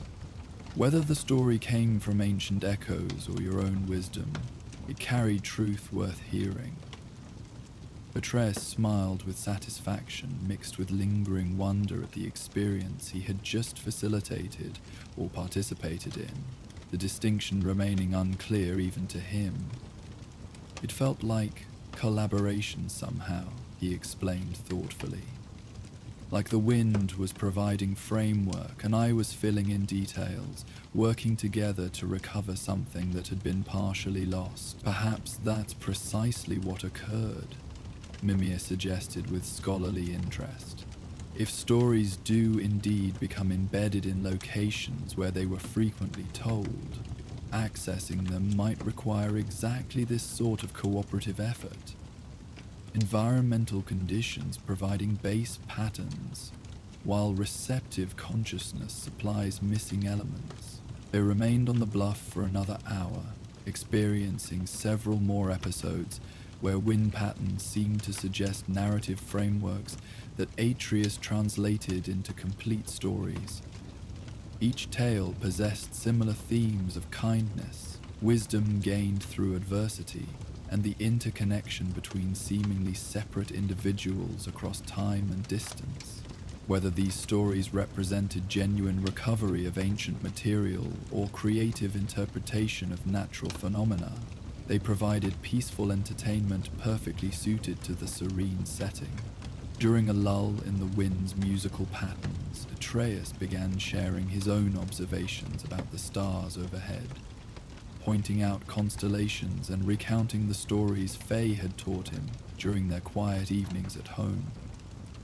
His voice carried the same gentle cadence his mother had used, unconsciously adopting her storytelling rhythms as he described the Great Bear's eternal hunt across the northern sky. She said, "The bear represents persistence," he explained, tracing the constellation's outline with his finger.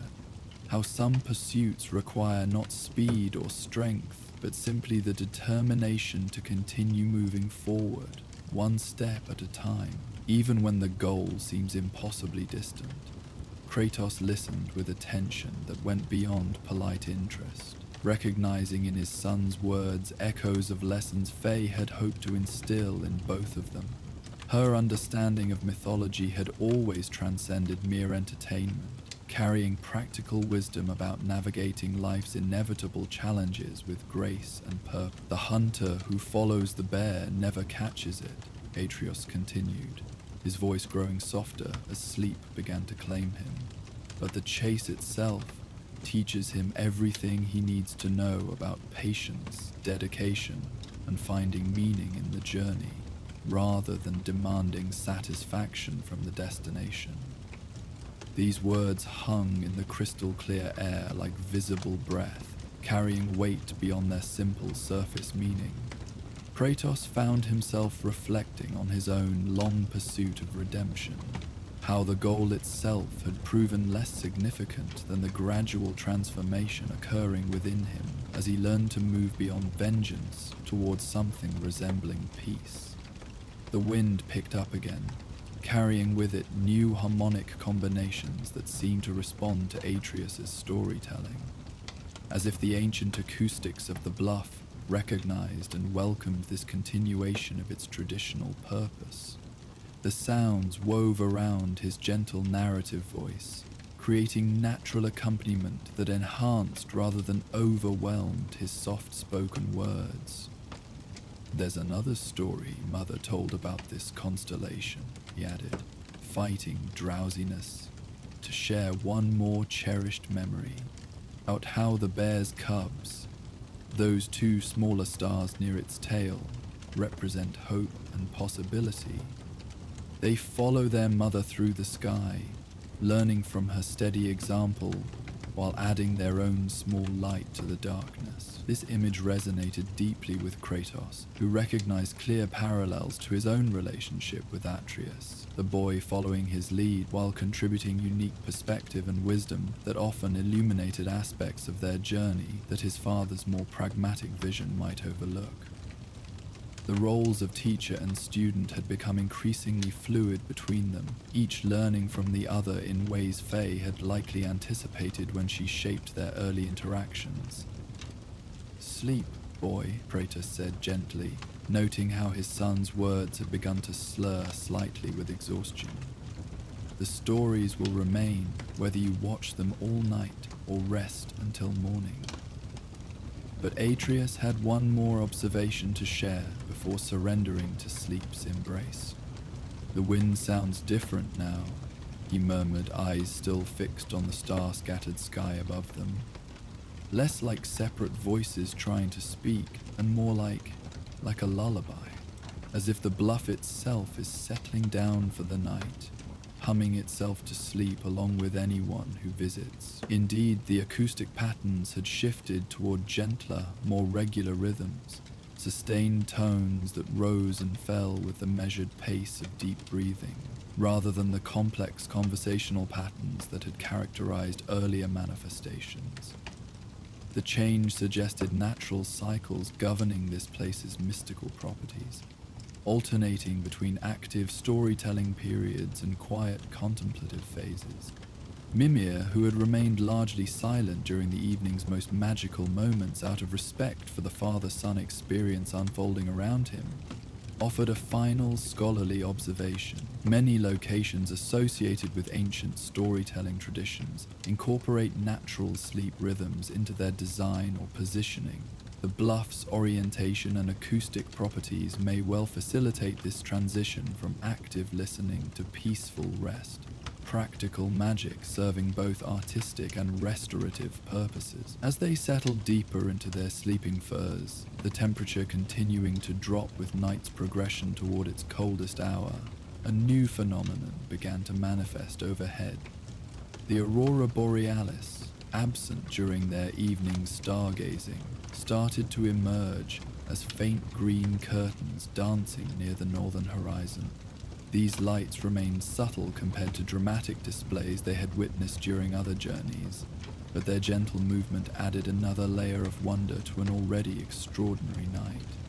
"Aurora," Atreus breathed, the single word carrying all his appreciation for this unexpected gift. Though fatigue weighed heavily upon him, he remained awake long enough to watch the lights strengthen gradually, their ethereal dance reflecting the same fluid grace that had characterized the wind's musical patterns throughout the evening.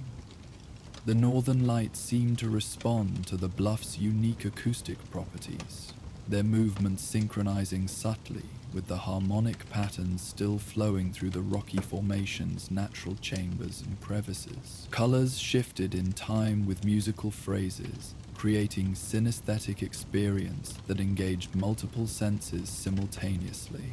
Visual beauty enhanced by auditory accompaniment, or perhaps the reverse. Even the lights sing here, Atreus observed with drowsy wonder, his voice barely audible above the wind's gentle lullaby. Everything connected, stars, wind, lights, stories, all part of the same larger song that includes us too, somehow. This perception reflected the expanded awareness that seemed to develop naturally in individuals with Jutnar heritage when exposed to appropriate cosmic conditions. Atreus's growing sensitivity to interconnections between apparently separate phenomena aligned with capabilities his mother had possessed, though manifesting through his own unique combination of bloodlines and experiences. Kratos watched the aurora's gentle display while listening to his son's increasingly sparse comments, noting how the boy's breathing gradually deepened into sleep's steady rhythm. The sight of Atreus at peace beneath the dancing lights, his face relaxed in expression of profound contentment, stirred emotions that Kratos rarely allowed himself to acknowledge fully. Gratitude for moments of pure beauty untainted by violence or loss. Hope that such experiences might shape his son's character more significantly than the harsh necessities that had dominated his own development. The wind continued its nocturnal serenade, carrying occasional fragments that might have been words in languages too ancient for recognition, or simply natural sounds that tiredness and wonder transformed into something more meaningful than random noise. Whether the Sky Singer's stories truly persisted in this place, or existed only in the imaginations of those who sought them, mattered less than their power to create moments of connection between earth and sky, past and present, parent and child. As midnight deepened toward the small hours before dawn, Kratos found himself reflecting on the evening's gentle magic with surprise at his own receptivity to experiences that offered no practical advantage beyond simple beauty and peaceful contemplation. His long existence had been shaped primarily by necessity, survival, protection, accomplishment of specific objectives through application of strength and determination. Yet here, beneath stars and aurora, listening to wind songs that spoke of nothing more urgent than the pleasure of stories well told, he discovered value in purposeless wonder. Perhaps this represented another aspect of the redemption he had been unconsciously seeking. Not just forgiveness for past violence, but recovery of capacity for appreciation that violence had systematically destroyed. In learning to value moments like these, he reclaimed parts of himself that warfare had buried so deeply he had forgotten their existence. The aurora strengthened slightly as the night progressed, its green curtains now supplemented by occasional hints of purple and blue that danced between the brightest stars. These lights cast subtle illumination across the bluff's rocky surface, revealing details invisible under starlight alone. Small flowers growing in protected crevices, patterns in stone that might have been natural formation or might have been ancient carvings worn smooth by countless years of weather. In this enhanced visibility, Kratos noticed something that had escaped his attention during their earlier exploration of the bluff. Near the fire circle's edge, partially concealed by accumulated debris, lay what appeared to be carved stone. Not natural rock formation, but deliberate human craftsmanship. Careful investigation revealed a tablet bearing symbols that, while weathered beyond easy interpretation, clearly represented intentional communication rather than random markings. He examined these carvings without disturbing his sleeping son, using aurora light to discern whatever details remained visible after years of exposure to mountain weather. The symbols appeared to be runic in character, though employing alphabet variations he didn't immediately recognize. Some sections remained relatively clear, while others had been worn to barely perceptible traces that required careful observation to distinguish from natural stone texture. "Mimir," he whispered quietly, positioning the tablet where the disembodied head could examine it without requiring removal from its securing straps. "Can you interpret these markings?" Mimir studied the carved symbols with scholarly interest, his enhanced vision allowing detailed assessment despite the limited illumination. "Fascinating," he murmured after several minutes of careful examination. "This appears to be memorial inscription, not conventional grave marker, but commemoration of someone whose body never received proper burial. The dialect is archaic even by my standards, but I can make out references to Songweaver and Star Friend, terms that align remarkably well with Skysinger legends." This discovery added new dimension to their evening's experiences, suggesting that stories of the mystical performer might contain more historical foundation than pure mythology. If actual person had indeed used this location for regular performances, residual traces of those activities could potentially explain the acoustic phenomena they had observed. Natural acoustics enhanced by deliberate positioning and perhaps even structural modifications designed to optimize sound transmission. "What else can you determine?" Kratos asked, maintaining quiet voice to avoid disturbing Atreus's peaceful sleep. "The inscription suggests the person commemorated here died far from home, but their song spirit was believed to return regularly to this place of greatest triumph." Mimir continued his translation with increasing fascination. "There are references to seasonal performances, winter solstice particularly emphasized, and something about stories that live beyond the singer's breath through connection with cosmic forces. These details aligned closely with Atreus's experience of collaborative storytelling, where environmental conditions seem to provide narrative frameworks requiring human consciousness to complete. If historical Skysinger had indeed developed techniques for embedding story fragments in the bluff's acoustic properties, modern visitors might genuinely access residual traces of ancient performances through appropriate receptivity and environmental condition. The aurora continued its gentle display overhead, colors shifting slowly through spectrum of greens and blues that complemented rather than competed with starlight's silver brilliance. Under this combined illumination, the carved memorial tablet seemed to shimmer slightly, as if responding to the same cosmic energies that activated other mystical properties associated with the bluff.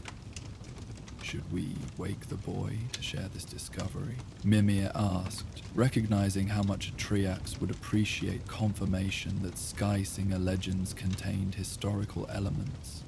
Kratos considered this suggestion while watching his son's peaceful sleep beneath the dancing lights. The discovery would indeed delight Atrias, validating his intuitive conviction that the evening's story experiences contained genuine elements rather than pure imagination. Yet rest took priority over immediate gratification. The revelation would prove equally significant whether shared now or at more appropriate moment. Morning will suffice, he decided quietly. Sleep serves him better than excitement at this hour. As the night grew later and mountain air increasingly cold, practical considerations eventually overcame their fascination with potential mystical communications. They would need to rest before attempting tomorrow's descent, and the exposed bluff offered limited protection against weather changes that might develop before dawn. We should prepare for sleep, Kratos suggested, noting clouds beginning to gather near the western horizon. Potential indicators of weather system that could bring rain or even early snow to higher elevations. Morning will require early departure if conditions deteriorate. Atreus nodded agreement, though clearly reluctant to end their extraordinary evening of stargazing and story reception. As they arranged their sleeping furs near the sheltered fire circle, he continued, gazing upward at the brilliant stellar display, apparently hoping for one final narrative gift from the cosmic vault above. Just as they settled into their bedrolls, the wind carried one last harmonious passage.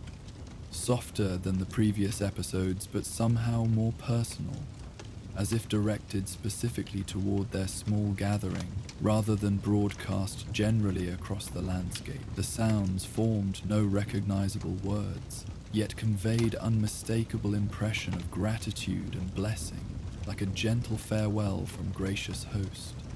"Thank you," Atreus whispered toward the stars, uncertain whether he addressed the sky singer of legend, the wind itself, or simply the magnificent night that had provided such peaceful wonder. His voice carried genuine appreciation for whatever forces had combined to create this memorable experience, regardless of their ultimate nature or origin. Kratos watched his son settle into sleep with an expression of quiet satisfaction, clearly fulfilled by their evening's activities, despite, or perhaps because of, their departure from more typical adventures involving obvious challenges and concrete objectives. Sometimes the most valuable journeys led not toward distant destinations, but toward deeper appreciation of mysteries that surrounded them constantly, waiting only for appropriate attention and receptivity. The wind patterns gradually settled into the gentlest possible rhythms as true night depth approached, creating acoustic environment perfectly suited for peaceful rest. Yet even in these quieter moments, subtle harmonics continued flowing through the bluff's natural chambers. Barely audible background music that seemed designed to encourage restful sleep rather than active listening. Kratos arranged the memorial tablet carefully beside their temporary camp, planning to examine it more thoroughly in morning light when its carved details might reveal additional information about the historical Sky Singer. For now, the discovery provided satisfying confirmation that their evening's experiences had connected them to genuine traditions, rather than pure fantasy. Validation that would please Atreus considerably once shared. The aurora began to fade as the hours approached dawn, its gentle curtains gradually dissipating until only the brightest stars remained visible against the lightening sky. This transition marked natural conclusion to the bluff's most active mystical period, though peaceful atmosphere lingered like echo of departed music, present in memory even after sound itself had ceased. In the growing pre-dawn stillness, other sounds became more apparent. Distant calls of early rising birds in the valley below, subtle shifts in wind direction that suggested weather changes developing beyond the western horizon. The quiet breathing of sleeping sun whose dreams apparently continued the evening's storytelling themes, based on occasional murmured words and gentle expressions of wonder crossing his relaxed features. Kratos found himself reluctant to surrender completely to sleep, wanting to preserve conscious appreciation for these perfect moments of peace and beauty that occurred so rarely in their generally challenging existence. The combination of cosmic wonder, paternal tenderness, and hard-won serenity created experience too precious to lose to unconsciousness, though eventually fatigue demanded its due regardless of conscious preference. His last waking impression involved awareness of profound gratitude, not directed toward any specific divine entity, but encompassing general appreciation for circumstances that had allowed this gentle evening of stars and stories to unfold without interruption, from the violence and urgency that typically characterized their adventures.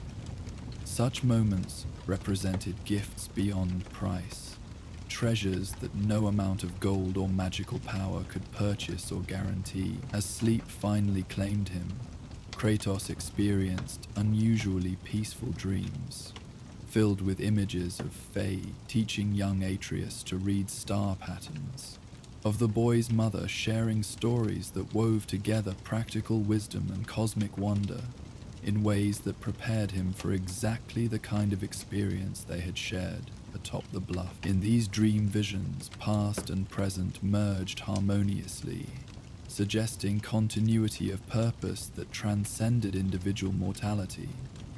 Legacy preserved through stories passed from one generation to the next.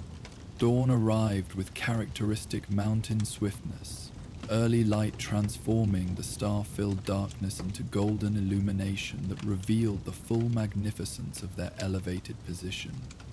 The view that had impressed them during yesterday's ascent proved even more spectacular under morning conditions, with mist rising from valley lakes and distant peaks, catching first sunlight in displays of natural artistry that rivaled any human creation. Atreus woke refreshed and immediately eager to share memories of dreams that had apparently continued the previous evening's storytelling experiences. His face glowed with excitement as he described visions of ancient performers gathering on this very bluff, their voices joining with wind and starlight to create narratives that transcended ordinary entertainment. "I dreamed about her," he said, sitting up in his sleeping furs with an expression of wonder still fresh from sleep. The Sky Singer herself, standing right where we camped, surrounded by dozens of listeners who had climbed up here just to hear her stories. She looked almost like Mother, actually. Same kind of gentle strength and wisdom in her eyes.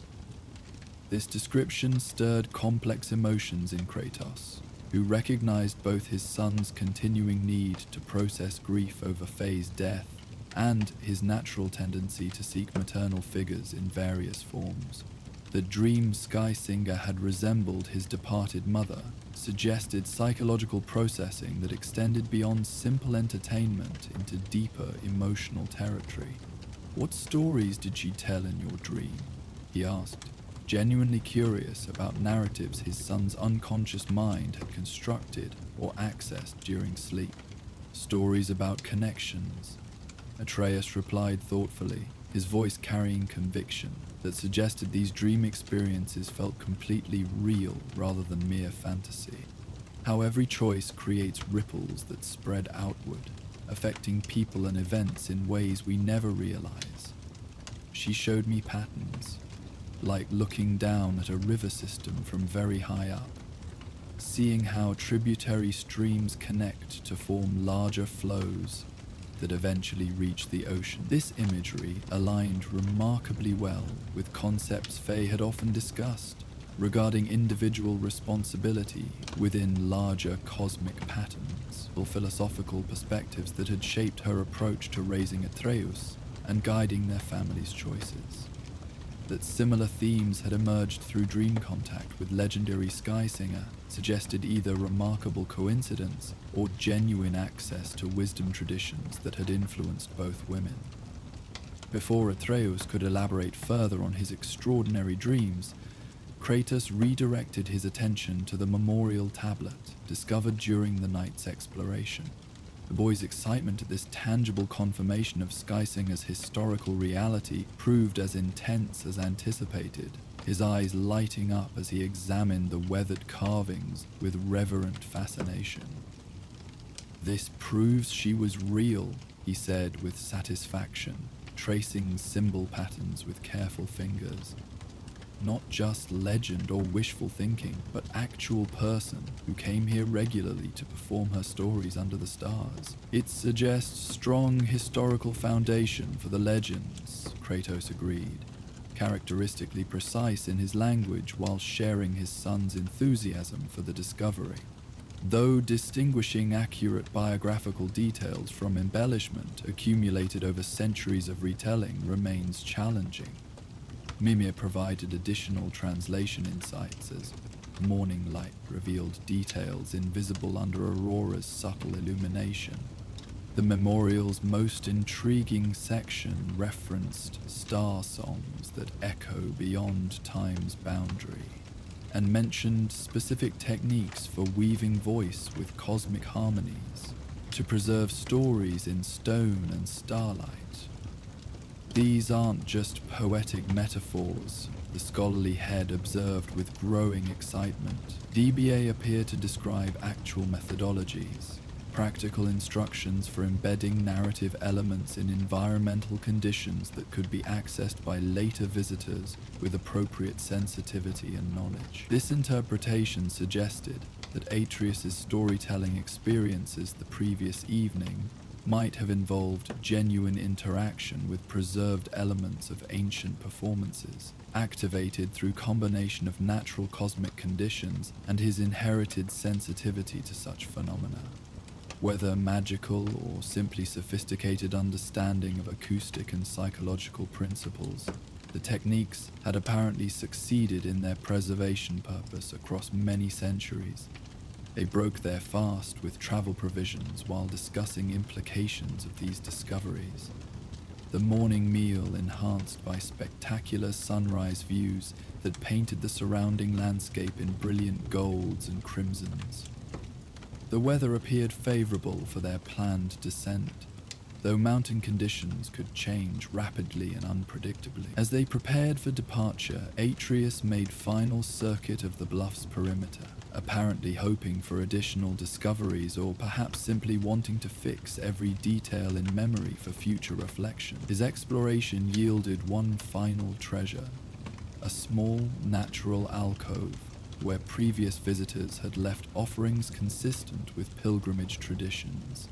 Carved wooden tokens, braided grass arrangements, and smooth stones arranged in patterns that suggested both artistic intention and spiritual significance. "People still come here seeking connection with the Sky Singer's legacy," he observed, examining these offerings with respectful care. "The tradition continues even though the original performer is long gone. Stories that matter find ways to survive," Kratos replied, recognizing truth that applied to their own family's heritage as well as ancient entertainment traditions. Through human memory, physical reminders, and perhaps through environmental preservation methods we don't fully understand. As they began their descent from the bluff, both carried renewed appreciation for mysteries that surrounded them constantly, awaiting only appropriate attention and receptivity to reveal themselves. The previous evening's experiences had demonstrated that wonder and wisdom could be found in the simplest activities, sitting quietly under stars, listening carefully to wind patterns, remaining open to possibilities beyond immediate understanding. The journey down proved swifter than their ascent, familiarity with terrain allowing confident navigation, while gravity assisted their progress. Yet neither felt eager to rush away from their extraordinary destination, frequently pausing to look back at the bluff's commanding silhouette against the morning sky. As father joined son in rest beneath the wheeling stars, the wind continued its gentle songs among the bluff's ancient stones, carrying whispers of countless stories told and retold across generations of seekers who had climbed to this high place, seeking connection with something larger than individual experience. Whether those whispers contained actual preserved narratives or simply reflected universal human need for meaning and wonder, they provided fitting soundtrack for dreams filled with starlight and infinite possibility. Above them, the constellations pursued their eternal dance, indifferent to human interpretation, yet somehow enhanced by conscious appreciation.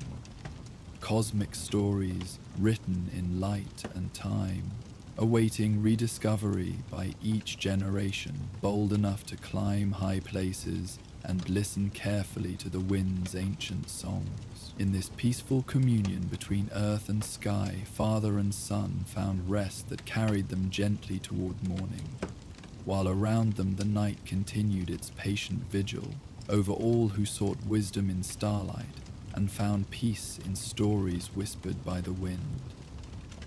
The memory of their night on the Sky Singer's bluff would remain with them long after their return to everyday concerns. A treasured reminder that beauty and wonder existed everywhere for those willing to seek them out.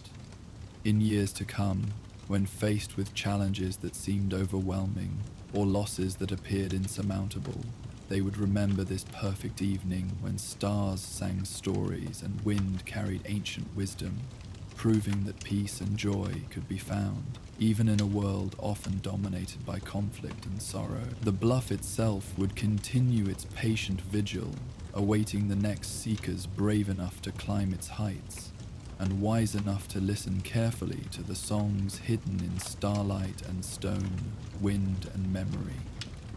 Eternal stories that connected all who heard them to the great web of existence that encompassed every living thing beneath the vast star-scattered sky. And so our journey through the realms draws to a close for tonight. May Hypnos, god of sleep, watch over you as you drift through dreams of legendary proportions. If these tales of gods and monsters helped guide you to restful sleep, consider supporting our journey by liking this video and subscribing to the channel. Your support gives me the strength to continue sharing these stories night after night. Remember, these videos play uninterrupted through the night, with no ads to disturb your slumber, just the soothing sounds of mythic realms to accompany your dreams. For those seeking passage to exclusive content, our Patreon offers early access to all videos and special playlists crafted to enhance your sleep. The link awaits in the description below. Until our next journey together, may your sleep be deep, your dreams be mighty, and your rest be undisturbed by the conflicts of gods and men. Sleep well, brave one.